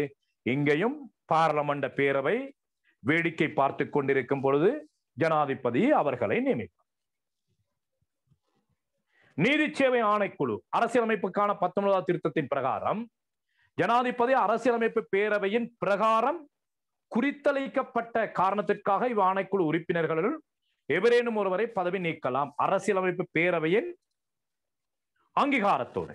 ஆனால் அரசியலமைப்புக்கான 20வது திருத்தத்தின் பிரகாரம் தனது விருப்பப்படி குறித்தளிக்கப்பட்ட காரணத்துக்காக ஆணைக்குழுவின் உறுப்பினர் ஒருவரை பதவியிலிருந்து ஜனாதிபதி நீக்கலாம். நீதித்துறையில மாற்றங்கள் விளங்குதான்னு சொல்லி பாருங்க. ஏதாவது சந்தேகம் இருந்தா கேளுங்க. அடுத்து சுதந்திரமான ஆணைக்குழுக்கள். இப்போ இந்த ஆணைக்குழுக்கள் சம்பந்தமாக இப்ப நீங்க சும்மாவே இந்த நோட்ஸை பார்க்காம சொல்லணும் என்ன மாற்றங்கள். 19ல 9 ஆணைக்குழுக்கள், இங்க 2 ஆணைக்குழுக்கள் நீக்கப்பட்டிருக்குது. என்ன ஆணைக்குழு? தேசிய கணக்காய்வு ஆணைக்குழுவும் தேசிய பெருகை ஆணைக்குழுவும். ஓகே, 2 ஆணைக்குழுக்கள் இங்க நீக்கப்பட்டிருக்குது. 19ல ஆணைக்குழுக்களின் தலைவர்களும் உறுப்பினர் எப்படி நியமிக்கப்படுகிறார்கள்? அரசியலமைப்பு பேரவையின் அங்கீகாரத்தோடு ஜனாதிபதி நியமிப்பார். எங்கு எப்படி? பாராளுமன்ற பேரவை வேடிக்கை பார்த்து கொண்டிருக்க ஜனாதிபதி அதனை நியமிப்பார். சரி, அதே போல பகிரங்க சேவை ஆணைக்குழு எண்ணிக்கையில் மாற்றம். இதன்படி பகிரங்க சேவை ஆணைக்குழுவானது 5க்கும் குறையாத 9க்கும் மேற்படாத உறுப்பினரை கொண்டுள்ளது. இவர்கள் பாராளுமன்ற பேரவையின் அவதானிப்பின் கீழ் ஜனாதிபதியினால் நியமிக்கப்படுவது போது ஜனாதிபதி தட்டுணிவு அதிகாரத்தின்படி பதவி நீக்கலாம். நியமிக்கின்ற பொழுது அந்த பாராளுமன்ற பேரவை அவதானிக்கும், பதவி நீக்கின்ற பொழுது அவதானிக்கவும் மாட்டார். ஆக அதற்கு அதிகாரமே இல்லை என்று நாம சொல்லலாம். அடுத்து நாம பார்க்கிறோம் இரட்டை பிரஜா உரிமை தொடர்பான. இதை நாம ஏற்கனவே பார்த்துட்டுமே. எனது இதன்படி வேறு இலங்கை பிரஜைகள் வேறு நாட்டில் பிரஜா உரிமை உடையவராக இருந்தாலும் அவர்கள் பாராளுமன்ற தேர்தலையோ ஜனாதிபதி தேர்தலையோ போட்டியிடுவதற்கான வாய்ப்பு வழங்கப்பட்டிருக்கு. 19வது திருத்தத்தின் அடிப்படையில் அப்படி முடியாது. வேறு நாட்டு குடியுரிமை பெற்ற ஒருவர் பாராளுமன்ற உறுப்பினராக இருக்க முடியாது. எங்க அப்படி அல்ல. வேறு நாட்டில் குடியுரிமை பெற்ற ஒருவரும் இலங்கை பாராளுமன்ற தேர்தலில் போட்டியிடலாம், ஜனாதிபதி தேர்தலில் போட்டியிடலாம், ஜனாதிபதியாகவும் வரலாம், பாராளுமன்ற உறுப்பினராகவும் வரலாம். ஆக பெசில் ராஜபக்ச இனிமேல் பாராளுமன்ற உறுப்பினராகவும் வரலாம், சில நேரங்களில் ஜனாதிபதியாகவும் வரலாம். அதற்கான ஒரு சிறந்த வழியை 20வது சீர்திருத்தம் வழங்கியிருக்கு. அப்ப இதான் இந்த 20வது சீர்திருத்தம் சம்பந்தமாக இந்த அனுரகுமார் திசாநாயக்க சொல்லுவாரு, பெசில் ராஜபக்சவை மையமாக கொண்டு அவரை தனிப்பட்ட அவரின் நலன்களுக்காக உருவாக்கப்பட்ட ஒரு சீர்திருத்தம். உண்மையும் அது ரைட். இவ்வாறு அரசியலமைப்புக்கான 20வது திருத்தம் பற்றி நாம் பல்வேறுபட்ட தலைப்புகளின் கீழ் அறிந்து கொள்ளலாம். திருத்தமானது ஜனாதிபதியின் நிலையினை பலப்படுத்தி உள்ளமையையும் அதனூடாக ஜனாதிபதியின் சர்வதிகார போக்கு பல்வேறு வழிகளில் அதிகரித்திருக்கின்றமையையும் காணக்கூடியதாக இருக்கின்றது. இவ்வாறான நிலை காணப்பட்டாலும் இவ்விருபதாவது திருத்தமானது உறுதியான ஸ்தீரணமான ஆட்சிக்கு, அதாவது சட்டத்துறையின் கெடுப்படைகளாக அப்பாற்பட்டு தன்னிச்சையாக உறுதியாக செயற்படக்கூடிய ஒரு ஸ்தீரணமான ஆட்சிக்கு வழிவகுத்து ஜனாதிபதியின் அதிகாரங்களை பலப்படுத்தி நாட்டின் அபிவிருத்தி போக்குகளை சிறப்பான முறையில் முன்னெடுத்து செல்வதற்கு வாய்ப்பாக இருக்கின்றது என்று நாம் இதனை முடிக்கலாம். Okay, right. கவனிங்க, இன்றைக்கு நாம பார்த்த விடயங்கள் 20வது சீர்திருத்தத்துல 20வது சீர்திருத்தம் சம்பந்தமான பின்னணியை பார்த்திருந்தோம். அரசியலமைப்புக்கான 20வது சீர்திருத்தமும் நீதிமன்றத்தில் அதுக்கு என்ன நடந்தது, அதன் பிறகு பார்லமெண்டத்தில் அது தொடர்பாக என்ன நடந்தது, 20வது திருத்தத்தின் உள்ளடக்கம் தொடர்பாக பார்த்திருந்தோம். ஜனாதிபதி தொடர்பாக, பார்லமெண்டம் தொடர்பாக, அமைச்சரவை தொடர்பாக, பிரஜா உரிமை தொடர்பாக, நீதித்துறை தொடர்பாக, பார்லமெண்ட் பேரவை தொடர்பாக, சுதந்திரமான ஆணைக்குழுக்கள் தொடர்பாக பார்த்தோம். சரி, ரைட். இங்க பாருங்க, இது அப்படியே ஸ்கிரீன்ஷாட் எடுத்து வச்சுக்கொள்ளுங்க ஒவ்வொருத்தரும். 17ஆம் திருத்தத்தில அரசியலமைப்பு பேரவை, 18ல பாராளுமன்ற பேரவை, ஓகே, 19ல மீண்டும் அரசியலமைப்பு பேரவை, 20ல பாராளுமன்ற பேரவை. அப்ப இது அப்படியே போன்ல போட்டு வச்சுக்கொள்ளுங்க, ஸ்கிரீன்ஷாட் ஒன்று எடுத்து வச்சுக்கொள்ளுங்க.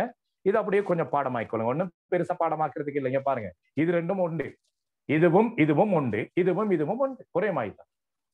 இதுவும் இதுவும் ஒரே உறுப்பினர், இதுவும் இதுவும் ஒரே உறுப்பினர். ஆக ஏதாவது இதுல ஒன்றும் இதுல ஒன்றும் பாடமாக்கினேன்னு சொன்னால் ஈஸியாக இருக்கு. ரைட், சரி. திவி, நீங்க ரெக்கார்டிங் ஆஃப் பண்ணிக்கொள்ளுங்க திவி. Okay sir.